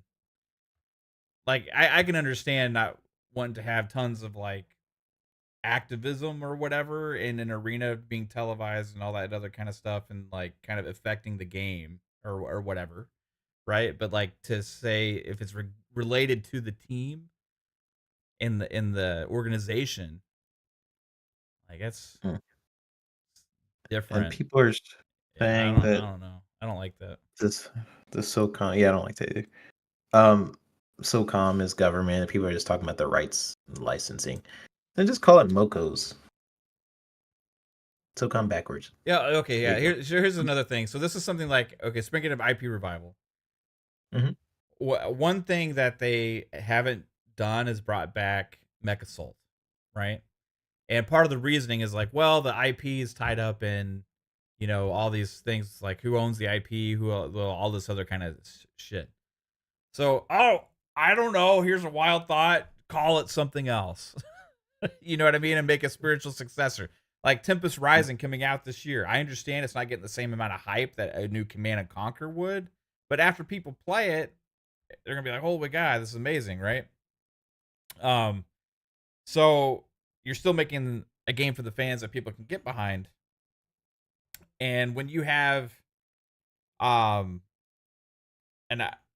brand like MechAssault, right? It's not like they can't use the word mech. I mean, Mecha Break is coming out this year. That's like a free to play thing. Maybe make Mech Gunner, like Mech Squad. Yeah. Oh, I mean, make something else, but like make it as a spiritual successor to MechAssault. It'd be kind of like what tons of other teams did. Like what was the team that did the original Left 4 Dead's? Oh yeah, they made Back for Blood. Right. You call it. Hey, you can have a same basic kind of idea, make it bigger, greater, whatever. if you can't get the rights to the IP for whatever reason, which I would bet Microsoft lawyers and moneymen could figure out a way to get that IP if they really wanted to. But this one Phil's talked about numerous times. But yeah, like make it something else and make a new franchise that's a spiritual successor that's clearly a spiritual successor.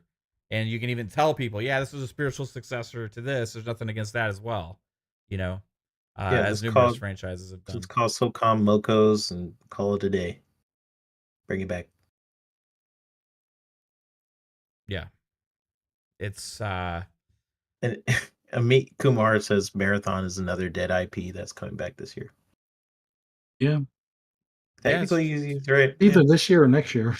yeah, it's technically correct. I was trying to think of all of them. I mean, there's a lot. Like if Castlevania gets announced this year as well, I'm wondering what kind of game it'll be. If it'll be a classic Metroidvania, if they're gonna go more like Lords of Shadow style, more pure action game, or are they gonna make it a Souls like? You know, like just tons of different possibilities for a new Castlevania game. Ninja Gaiden came back. You know, like I said, last year Silent Hill came back. Another franchise that came back last year. That was one of the best-selling games of the year, and only slightly behind Call of Duty for 2024. College football came back last year, right? So I'm just saying that this is really cool generation. Last generation, I think there were so many franchises that we expected or hoped to see games from that just missed the entire generation, right? And early this generation, we still didn't see a lot of these things. But now we're like 4 or 5 years in to this gen, and we're seeing some of these franchises finally coming back.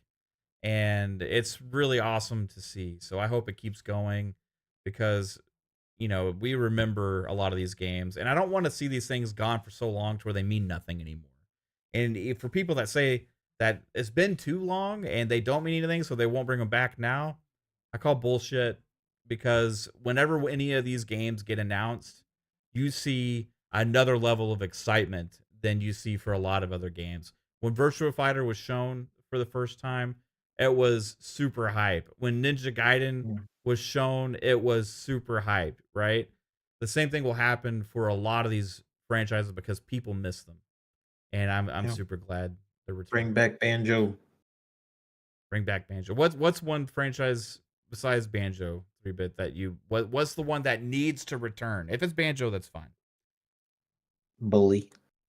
Bully? Yeah. That's fair. I've been calling for Bully to come back. It's like it's been rumored that they've finished the game, not finished the game, but like got pretty far in development, that they've figured out like he's in college now or something like that. Like that game is what is missing in a lot of games. Like you have your big AAA games, right? That are super open world, like GTA 6. You can do everything. Like Assassin's Creed, you could go everywhere, whatever.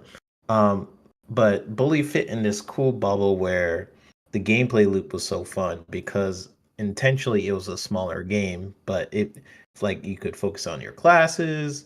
You could get like a girlfriend. It's like you go into town on your bike, you stuff people in trash cans. Like when games like start to focus in on that smaller gameplay loop, it can be really fun. You put more detail in it that way. And Bully is still one of my favorite games, so I really wish that would come back. But Rockstar is they're so big now. They're chasing that money, and they're just gonna chase after that GTA money first. Conqueror is another one I would like to come back. Fahim, me and Fahim are in the same wavelength. Conqueror is one of those games. So Xbox just has a lot of IP. If you really think about it, that's why I said like if Xbox should do some sort of, not Astrobot, but some sort of game that celebrates the IPs that they have. Because I feel like a lot of people don't realize how many IP that Xbox has when it comes to Minecraft, Forza, Gears, Halo. Then you get into the Conquers, you get into the Sea of Thieves world, and you can have Senua fight the Doom character. Like they just own a ton of IP at this point. You have Joanna Dark. It just keeps going. Now Call of Duty, right? Candy Crush. You got Candy Crush levels. Um, so I would love to for Xbox to really explore that, and maybe that could be an avenue for them to start bringing back some games that people say is dead. Like I know something Colt Eastwood always says, like, don't bring back, Banjo Kazooie because it's dead and no one cares about it. Whatever. Um, yes, sure, but here's the thing: Crash Bandicoot, for example, had sold more than Astrobot. The latest Crash Bandicoot, Did right? it really? Yeah, Crash Bandicoot 4 sold more than Astrobot. Was supposedly game of the year, had all this hype, whatever. I think you have a Banjo game, especially with their relationship with like Nintendo as well. But Xbox Game Pass put on Switch. It could do some things, and it doesn't even have to chase after this huge 30 million, 20 million people, but you can start to celebrate the IPs that you have so people start associating brand identity with your characters, which is what Sony is technically doing with their current IP, like Horizon, for example. Like Horizon Zero Dawn. They are trying to make that a thing where people like associate Sony Horizon. So, what are they doing? The remake, they're making the movie, they're putting Lego Horizon. Like even if it won't sell as well or to the point that they think they might, it's still increasing some brand presence in some way. That's something Sony's really good at. Like if anything, like Sony has a lot of faults in my eye, but something you can't fault them for is their brand presence. Like people when they think of Sony, they think of the premium thing. Like this is the main console to game on. So yeah, I hope Xbox kind of looks at that and eventually looks at the catalog of their IP. And it looks like they're starting to. Like the Ninja Gaiden thing. I mean, I know they did this deal a while ago, but that's cool. Like Ninja Gaiden used to be associated with Xbox when it first launched. Now it's not like it's a first party game. Like they helped develop the game, but they have a lot of IP that they can definitely explore. Like whether it's Banjo, Conquer, whatever. They could look in their catalog and do their Smash Bros type game or racing or something at some point, Yeah, maybe. man. I want to see that RTS dream game that I always talk about, but that'd be amazing. What about you, Fuzz? What's the one revival you want to see? Hmm. I mean, Splinter Cell is definitely up there. And I know that there's supposed to be something in the works, but they've said that it feels like for over 10 years now. They've announced it officially on a blog post, but we haven't heard anything in like when was that 2022 that they Yeah. announced in the blog post, I think. Mhm. Yeah. Uh, there's a couple of different ones I want. And this first one is just because I've been watching a lot of werewolf movies lately. Oh, okay. I want Altered Beast to come back, but reimagined from like either a third person perspective. Mhm. It can be a first person perspective, but I would say third person probably work better. Where you can transform into these different beasts based on either the moon or maybe a particular injection that you get, or you can spec it out like almost like an RPG or something along those lines. But I would love to see Altered Beast reimagined. And then the ultimate classic for me, the one of the well, not the earliest arcade, but one of the early day arcades that made me fall in love with Sega, Outrun, or even Afterburner for that matter, but Afterburner Outrun was really. sick. Yeah, Afterburner was the perfect game at the time when everybody wanted to be a pilot because of Top Gun. Afterburner was like that perfect game, and then just between Magnum PI and the Ferrari there, and it was a different Ferrari in the game, but Outrun, it was so much fun playing that in the arcade, especially the ones where you had the full force feedback in the wheel, preferably the sit down ones, but even the stand up ones were fun. So they need to find a way, but realistic graphics today have something along those lines where it's more like a cannonball run type of thing. Right. Man, there's so many like that I want to Oh, see. Sonic Venture. Yes. Sonic Adventure. I mean, you kind of Can't got forget. that with Sonic Generations that just came out. I guess Well, someone not said that Generations. It was what's the new one? Sonic. Was it Generations? It was the one that has someone. Shadow Sonic in it. It looks a lot like Sonic Adventure, bro. Mhm. Yeah, I've heard that, but what I liked about Adventure was the chows. I So think you it gotta has. bring Does it back have the chows? chows. Did you see the new movie? Did you see Sonic 3 yet? No, I still I bought it, but I haven't seen it yet. I don't want to spoil it for you, but I'll just say there's a I scene heard you'll it's love. really good. Oh, really? Yeah, Okay, heck yeah. Yeah, I gotta check absolutely. that There's out. a scene you'll love. Um, The baby chows is missing though. Like Sonic Adventure, what was so cool about it is I didn't even play the main game after a while. I just would play the same mission over and over of the city escape and then use that as basically me going grocery shopping for my baby chows because you can get like the rings there and then you can get like little pets that you can then give your chows and then let's say you give them like a bird and then they can take the bird and then they can fly. Just like it's just cool. Just cool little stuff yeah. to bring it back. I was trying to think of like the different ones. I mean, the Splinter Cell's number one, but they've technically announced it. So, I mean, I hope it wasn't a cancellation behind the scenes. It's very possible. Um, Ooh. but I'm crossing my fingers. Crossing my fingers. Yeah. But after Splinter Cell, like I kind of like I'm loving the like genre revivals that we've been having, you know? RTS genre has been revived majorly in multiple ways. The fighting game genre has been revived a lot.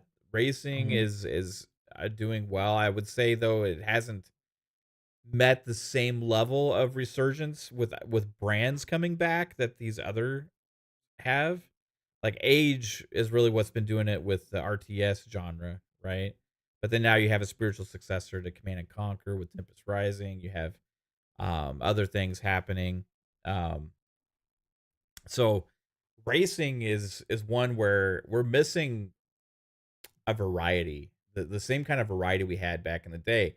Now, granted, we did just get one of my most wanted revivals in Tokyo Extreme Racer, which fits perfectly with what I was wanting. Like it's 100% like amazing. Tokyo Extreme Racer is a fantastic, fun game, and it's getting its official release in a few months.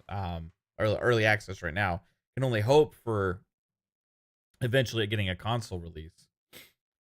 But beyond that, we're still missing like the same level of arcade racers we had back in the day, right? Mhm. Now we have I think Tokyo Extreme Racer is kind of like a in betweener. It's like it's arcadey, but it's also kind of sim. You know what I mean? In some ways, you know, with the way that it is. But you had like pure ass, just unquestionable arcade ass games back in the day. Like San Francisco Rush was insanely fun. Like the whole Rush franchise, they had multiple games, right? But that was, I mean, I remember playing at arcades. I remember getting a console version and just like I forget which one it was that I got the last one that came out on consoles, and you could just do like there's a stunt mode where you could like spin around like a million times per second and stuff. Like it's just crazy. That game was a blast. Taking shortcuts on the tracks. We Burnout went away, right? Oh yeah. Project Gotham Racing went away. Ridge Racer's gone. Yep. So I want to see any two of those come back. Pick two. We already got Tokyo Extreme Racer. I'm good there. Any other two? Pick Rush. I'll throw Cruising USA in there. Yeah. Or Um, NFL 2K. I would like for that to come back. oh well, that's a Yeah. given, 100%. Screw Madden.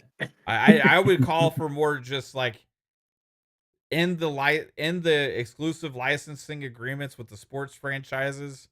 And Yes, hey, please. sports teams, go back to the way you used to do licensing back in the old days and allow multiple teams and multiple companies to make games with your players and your products and your brand, because it's greater when you have more teams attempting to do great things with it. Yeah, you may have a lot of failures Yeah. and strikeouts and stuff, but overall, that's how you emerge with the best. And I think it's as great as 2K is, as great as it continues to be with basketball, it needs competition still and another player Yeah. to push it. Now, EA backed out because they're getting their asses kicked, but somebody else step Yeah, up. but You know, for a while, EA was the top of basketball, until another person came in and be like, "Hey," and then each year they kept pushing each other, and 2K just came out on top, and we used now to they're at the top. Now they're kind of relaxing a little, a little bit in some features. we used to get So NBA Shootout, we used to get NBA Inside Drive. We used to yeah, get NBA Street. NBA. Yeah, I mean all these different games like uh NBA NBA Jam. You know what I mean? Yep. Like the football, we had NFL Blitz. You had game day. You Mhm. had 2K. I remember All Pro or was it All Pro Quarterback, or was it, I think that was one of the franchises back in the day. Mhm. You had so many different teams trying it. Yeah, Madden ended up taking over, but for a while it was a strong competition there between 2K and Madden for the best sim football Yeah, game. But then you had they other talked about that in the NFL documentary Street, too. you know, Mhm. NFL Fever. Yeah, I mean, I miss all that. I miss all that shit, dude. I miss hockey too. Like EA just has fucking 100% dominance on hockey now. 2K used to compete with that, but they backed out, right? It's Yeah. just like I'm sick of like these companies just conceding that hey they got that, we're just gonna back off and let them own it. Like let's get more fun sports games going again with trying different shit where different companies have different kinds of modes that make them more fun. Like more baseball games, please. As Yeah. great as the show is, we could have other fucking great baseball games. 2K backed out.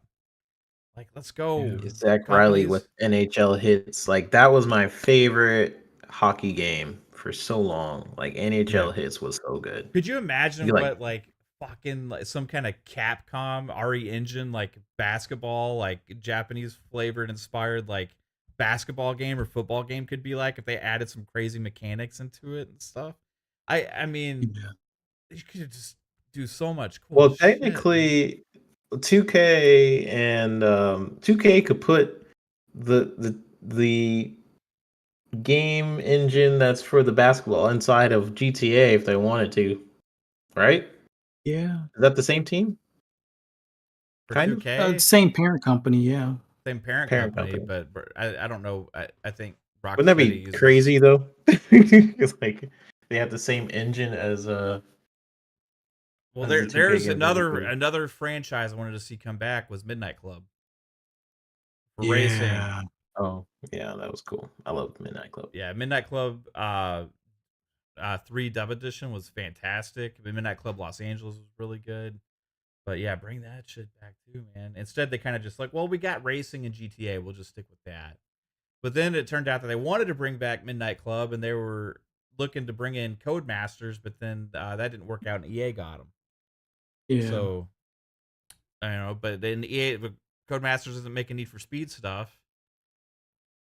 We know that now because EA made a statement saying Need for Speed is going to return, but Criterion's busy helping on G on sorry on Battlefield Mass? on Battlefield now.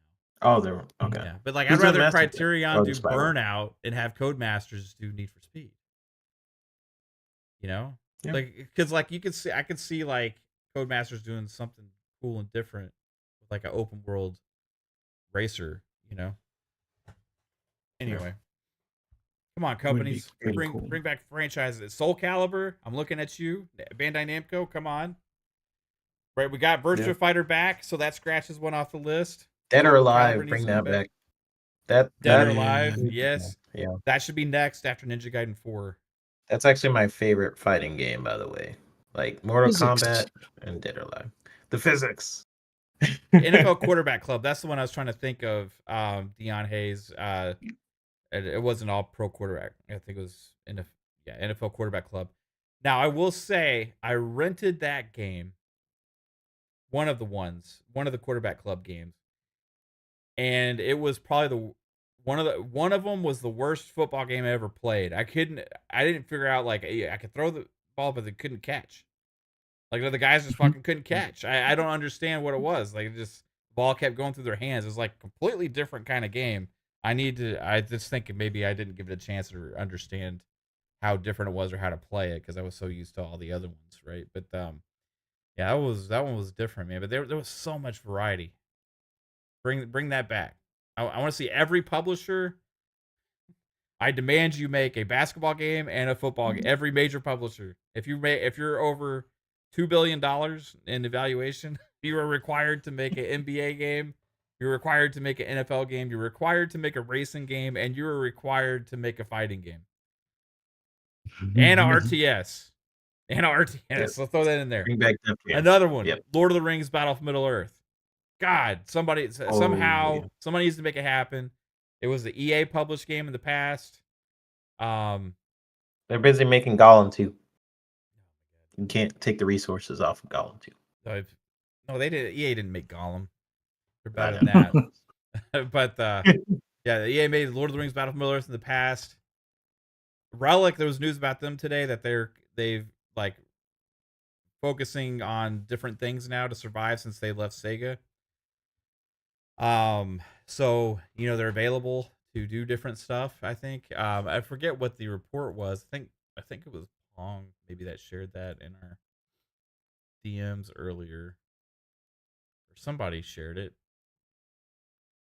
Now, in the past, did Relic? I know they were mainly working with Sega for like things like Homeworld and stuff like that. But did they ever help Xbox with any of their RTS? Yeah, they helped with Halo Wars. I don't remember which one it was, but they helped with one of them. The other team that helped was Creative Assembly.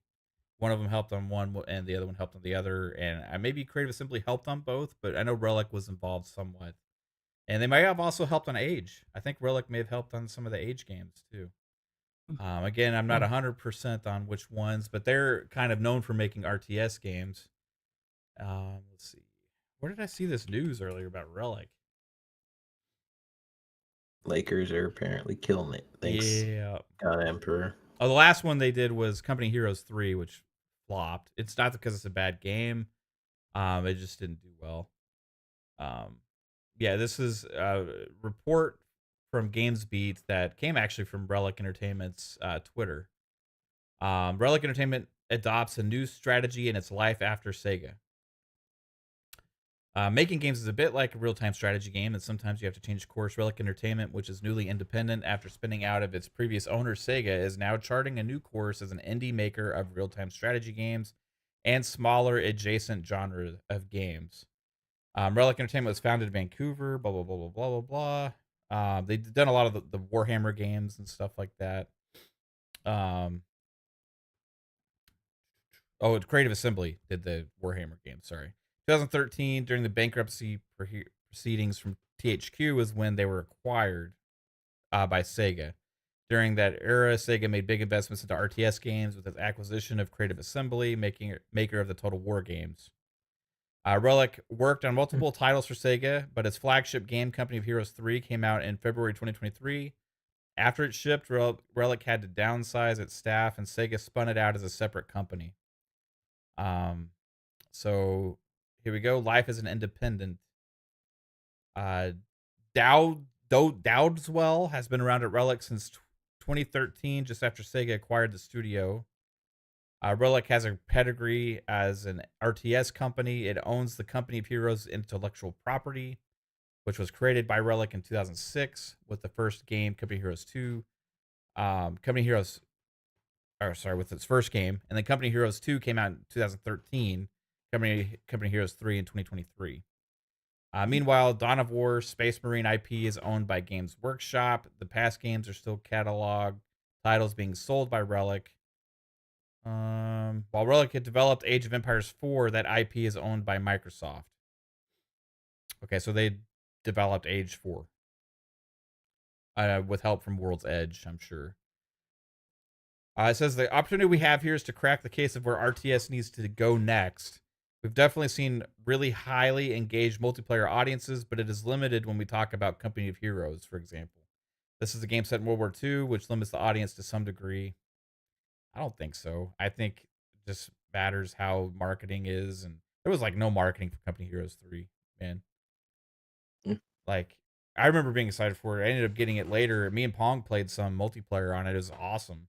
But they like You ever play for some reason that reminded me of City of Heroes. You ever played that one? City of Heroes.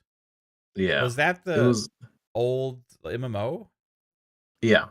Yeah, I remember trying to play that, but my laptop sucked at the time when that was Yeah. a thing.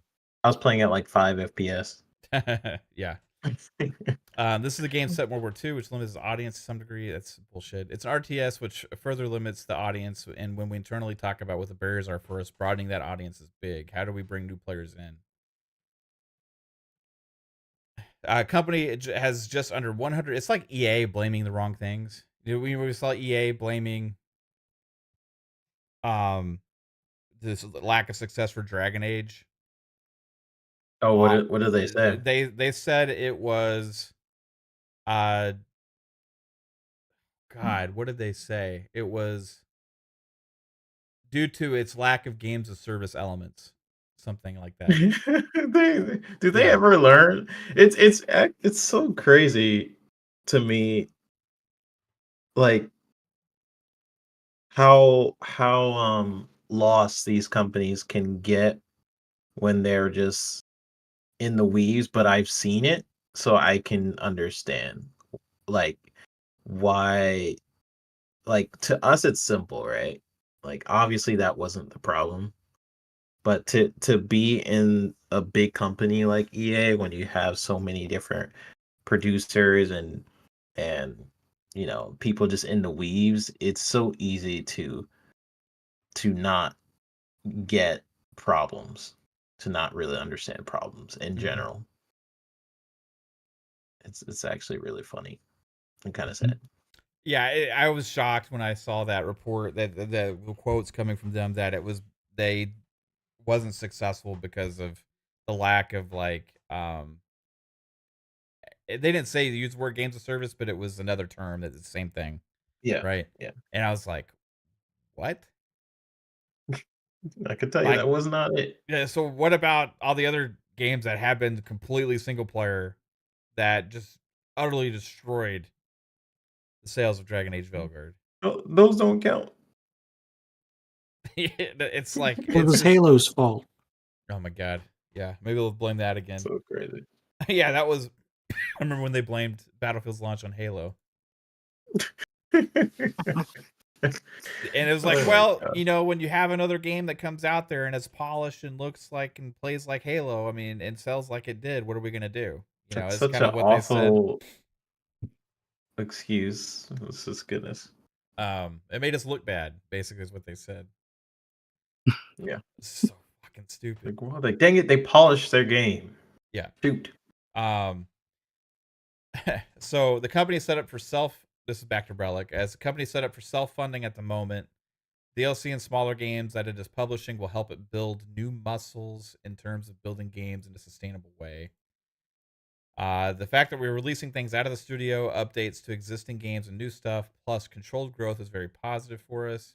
And some of those people are returning. People who left the studio are now back. That's promising. So it's feeling a lot better. Hmm. There are a handful of RTS game makers around still, some older like Creative Assembly and some newer. The range and scope is broad. There are bigger RTS games and smaller ones as well. The company has studied the market to understand where players are going. They're going to great games. Hmm. As this, I mean, they are. So this is the whole market research thing that bothers me too much, where think they got to be pigeonholed into something. We definitely strongly believe there's a market and there are players out there. 100% agree. It's our job to give them the next great RTS. So, bottom line, RTS is going to live on at Relic. What that ends up turning into is going to be interesting because they're not under a big parent company. But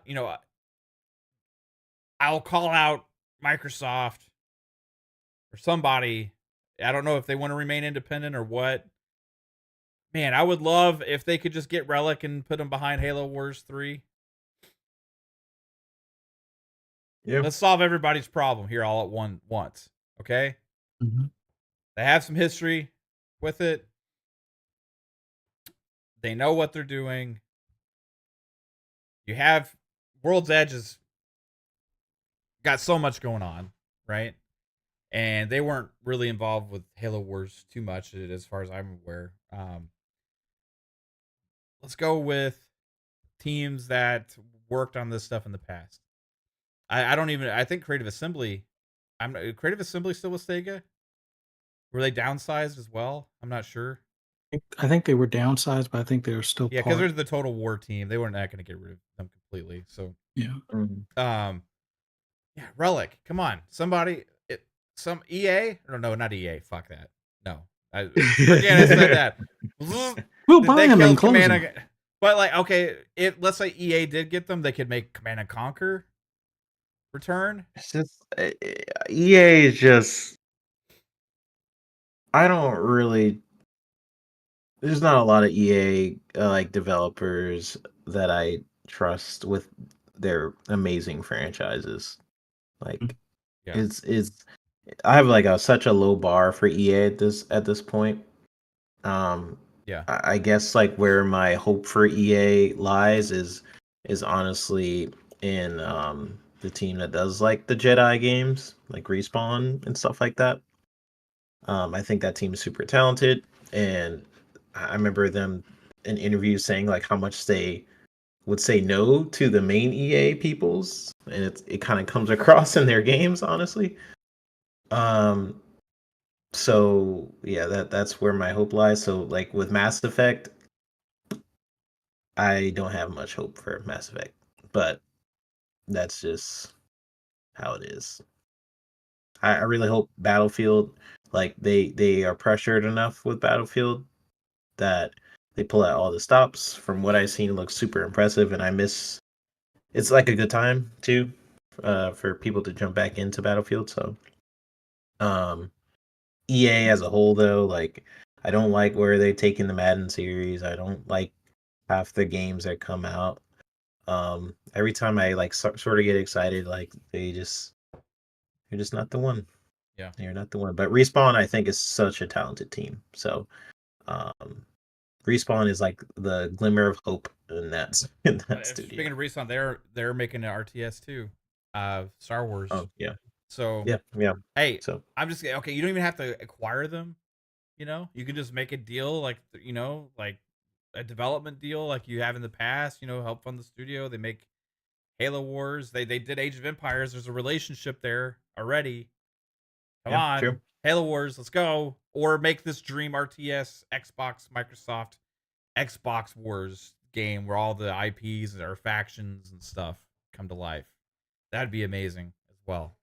All right. StarCraft in there as well. Yeah, good idea. StarCraft. Oh, yeah, Blizzard needs help with the RTS supposedly because they lost a lot of the StarCraft team or all the StarCraft guys. So yeah, let's get these franchises and genres back. They're getting more popular on console Mm. by the day, and the PC market's growing still. So RTS is fantastic genre. All right, guys, we got another segment here left on tonight's show, and that's called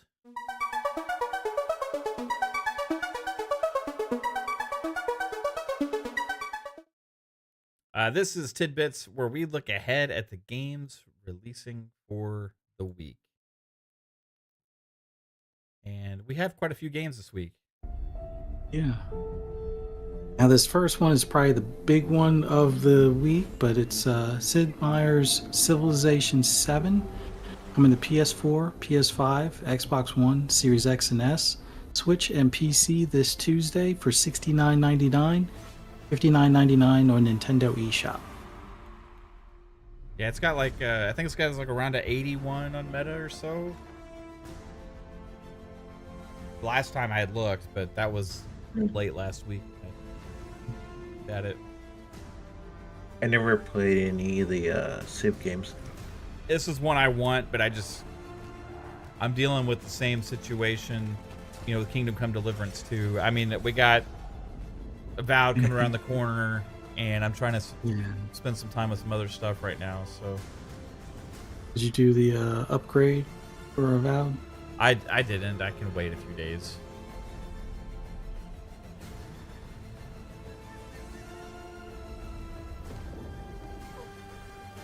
I purchased Kingdom Come Deliverance and I've yet to install it. That's the thing, Buzz. I'm just like, it is just so many games right now.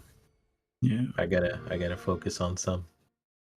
All right, this next one is Undying, coming to PS4, PS5, Xbox One, Series X and S, and Switch this Tuesday for $19.99.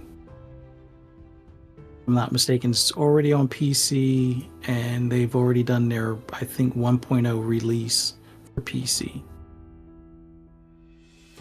Like a zombie game? Mm-hmm. Is it like a side scroller? I think it's top Or down. top down? I think. I'm not sure if this one shows some of the gameplay. There are side scroll elements to it. Some of the story part. It kind of reminds me of like Inside and stuff. So Yeah. interesting. Right, this next one is Urban Myth Dissolution Center. It's coming to PS5, Switch, and PC this Wednesday for $17.99. No Xbox. Huh? Unfortunately, no.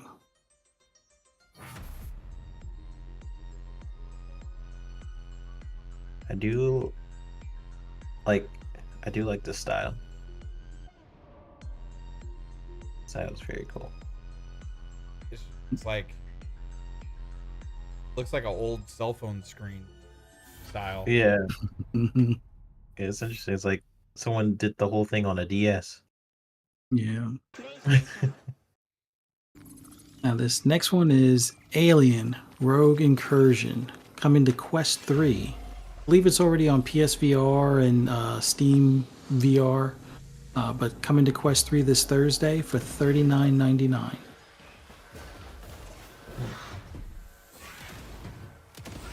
Why so serious? That's a 3-bit type of game. It really is. If it came to Xbox, it would be more so. But...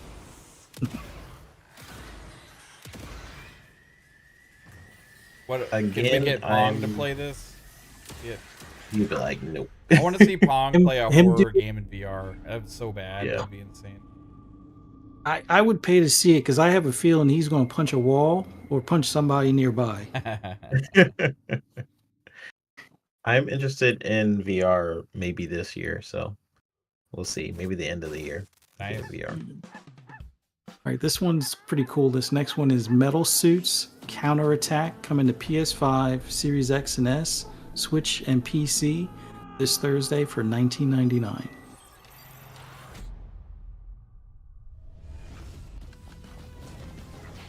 That looks fun. Yeah. Nice. It's like a modern day bomber. No, not Bomberman. Mega Man. Yeah.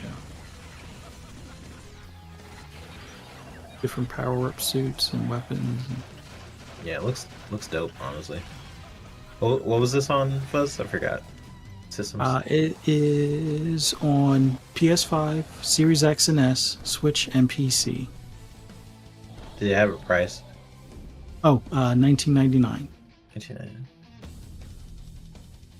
This is one I'll probably pick up on my Steam Deck. Yeah, probably. I might have to get that one. All right, this next one is called Recall. Empty Wishes.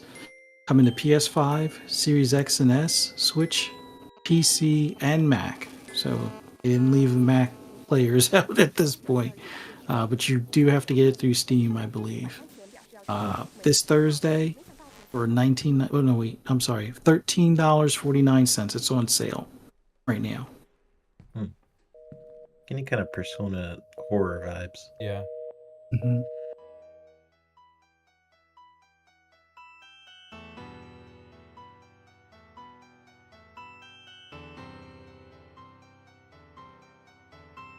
This looks like a whodunit.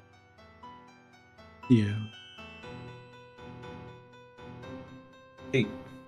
Da, da, da, da, da, da, da, da, da, da, da. I like this song.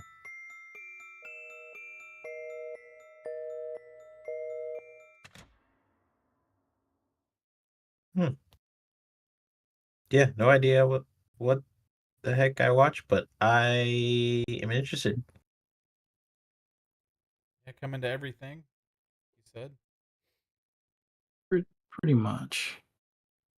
All right, this next one, I have to put an asterisk next to.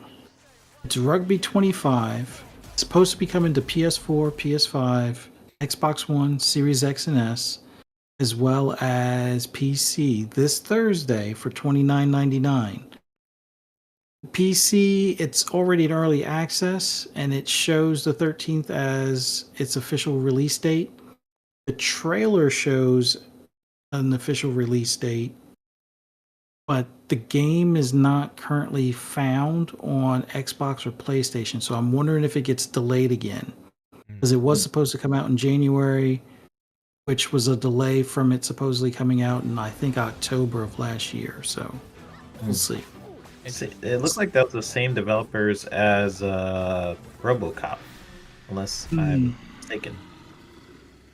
Not sure, but this next one here is Slime Heroes, coming to PS4 and 5, Xbox One, Series X and S, Switch, and PC this Thursday for $19.99. To be saved by a slime. What has the world come to?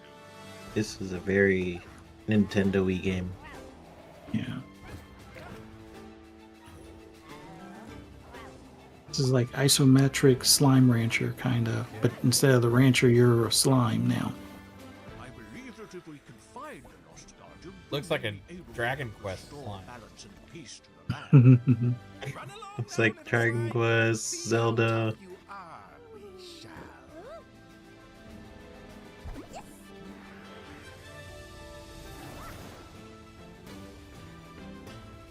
Oh, it's co-op. Mm-hmm.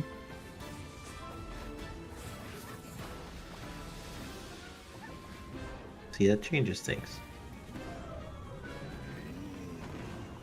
I've been looking for more co-op.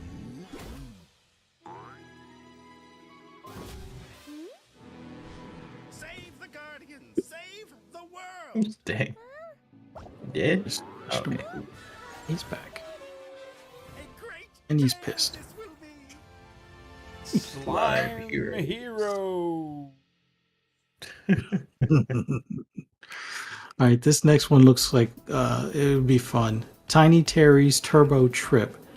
Only drawback is only coming to PS5 and Switch. Boom. This almost looks like something for like an Adult Swim cartoon or something.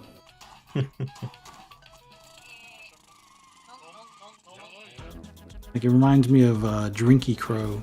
Or is that the one? It was something like that.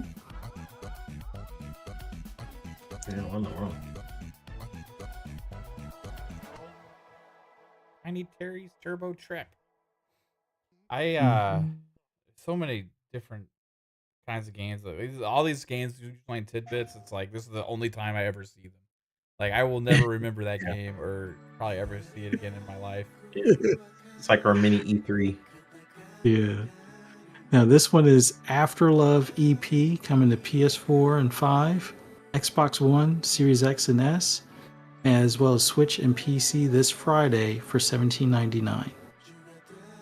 Oh, this looks up your alley, 3-bit. Yeah, it could be.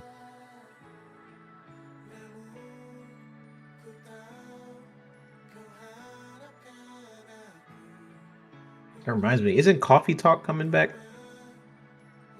I think you told me that, right, Matt? Someone told me that. I think we saw it that there was revealed at one of those shows that there was a new Coffee Talk. Oh yeah, I'm hype.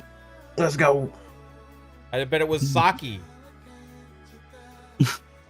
Oh yeah, that's what we were saying. It's Right? like, I think it was Saki or something. I can't remember. It was Saki Talk.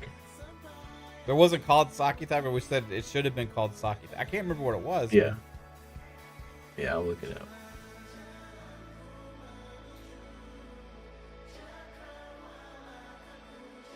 Or was it This is like a maybe new it was Papa or the Rapper? What the Oh, heck? maybe it was a boba place. Oh, they changed it? I don't remember. What happened to I this think it was coffee shop? different than I think it was like something else, not coffee this time. I wonder what happened to his coffee shop then. That was his place. Or maybe that was a different game and there is Coffee Talk. I don't know. Yeah, I remember us talking about it. I can't find anything on it. After Love. Perfectly in time for Valentine's Day. The Legend of Heroes. This is Trails Through Daybreak 2 coming to PS5 or PS4, PS5, Switch, and PC this Friday for $59.99.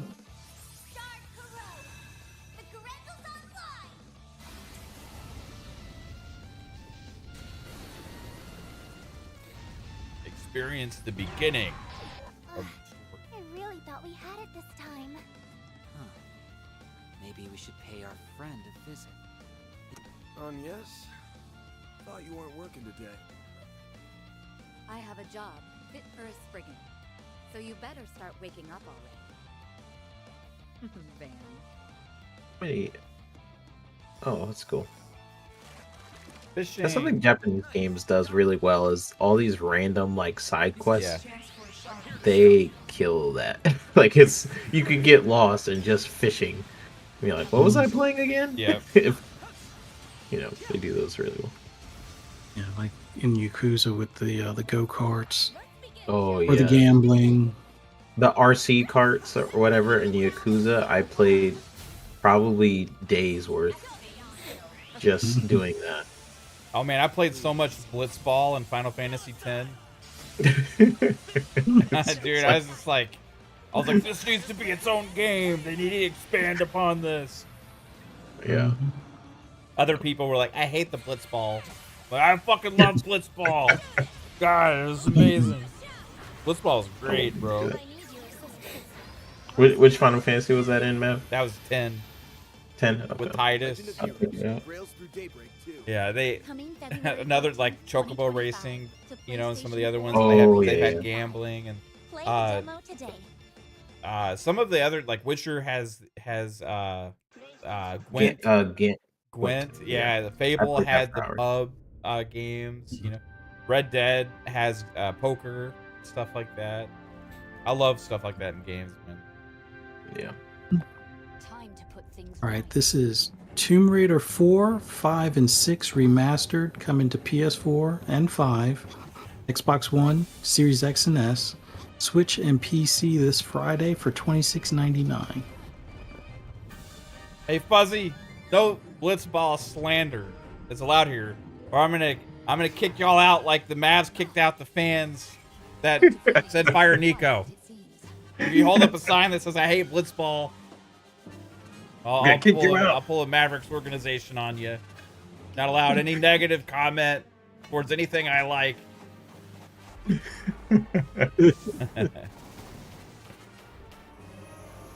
Blitzball was See, amazing. this is a game that desperately needed a remaster. This is notes to Sony. Yeah, that's it. Nice. All right.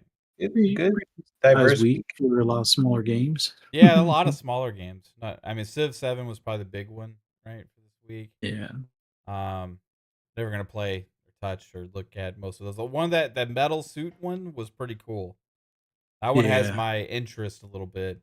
But like if I'm being real, okay, there's a lot of other indie games that I haven't played yet that I would probably play before that one. Still, like I still haven't got Animal Well. I really want to Mhm. play Animal Well. So Oh yeah. Yeah, I at some point I need to pick that up as well. yeah, it looks great, man.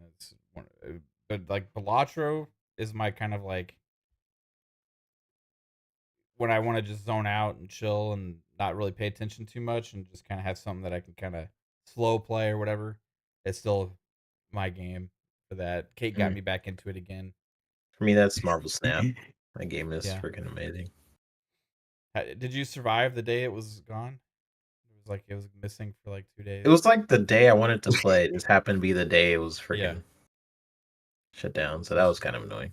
Also, Is it back yet? I think so. Every time I checked, it was like it kept having server issues. I'm not. I thought it came back already. I could be wrong. I'm not sure. I did play Marvel Rivals. Oh, you finally Yeah, which characters did you try out? So the first time I had played it was just like the day after it came out. Just so I did one match, right? And I did Yeah, Captain America that time. I was like, okay, this is cool. See what it's like. But my daughter's really been into it lately. So she's got the Marvel. Yeah. Finally, she's crossed over and got the Marvel Rivals bug, right? So Nice. she's been Yeah. using Magic, and who else has she been using? Invisible Woman. Oh, nice. Yeah, so I saw her playing. I was like, okay, I gotta play. So I dove back in. Tried using the Punisher. Mhm. Struggled with the Yeah. Punisher. Then I went and I did Captain America again. I did pretty good Cap. But then I think I found my footing Who's your main? with my homeboy behind me here, Mhm. Moon Knight. It's the moon, the good old moon. Yeah, Yeah. I think I found my footing with Moon Knight, man. Because I was getting like tons of sprees and kill sprees and stuff with him. So I even got upvotes after the game. People upvoted yeah. me. Like, yeah, good job. Yeah. So And I for think me, it was Wolverine. I was doing pretty good with Wolverine, yeah. but I had inconsistent games, so I don't know. Like I did this. There was this one game I did like amazing, and then I did like 4 terrible games, so I can't tell. Yeah. Still only played a handful of games, but I think I probably played like that time I played Marvel Rivals again. I think I probably played like 3 games, Mhm. right? Yep. But like it was enough to be like, okay, I really getting into this understanding a little bit more, But yeah, Moon Knight was pretty good, man. I like Moon You gotta Knight. really understand how everything works with that game because it's not as simple as like, okay, Overwatch, it's like this kind of gun, but like its abilities. So with Yeah. the Marvel stuff, so sometimes you don't know what an ability necessarily does, what you're shooting on the ground. It just has a different color effect, and so you got to really like look at the descriptions and everything on these characters. So yeah, but Moon Knight's awesome. Like Yeah.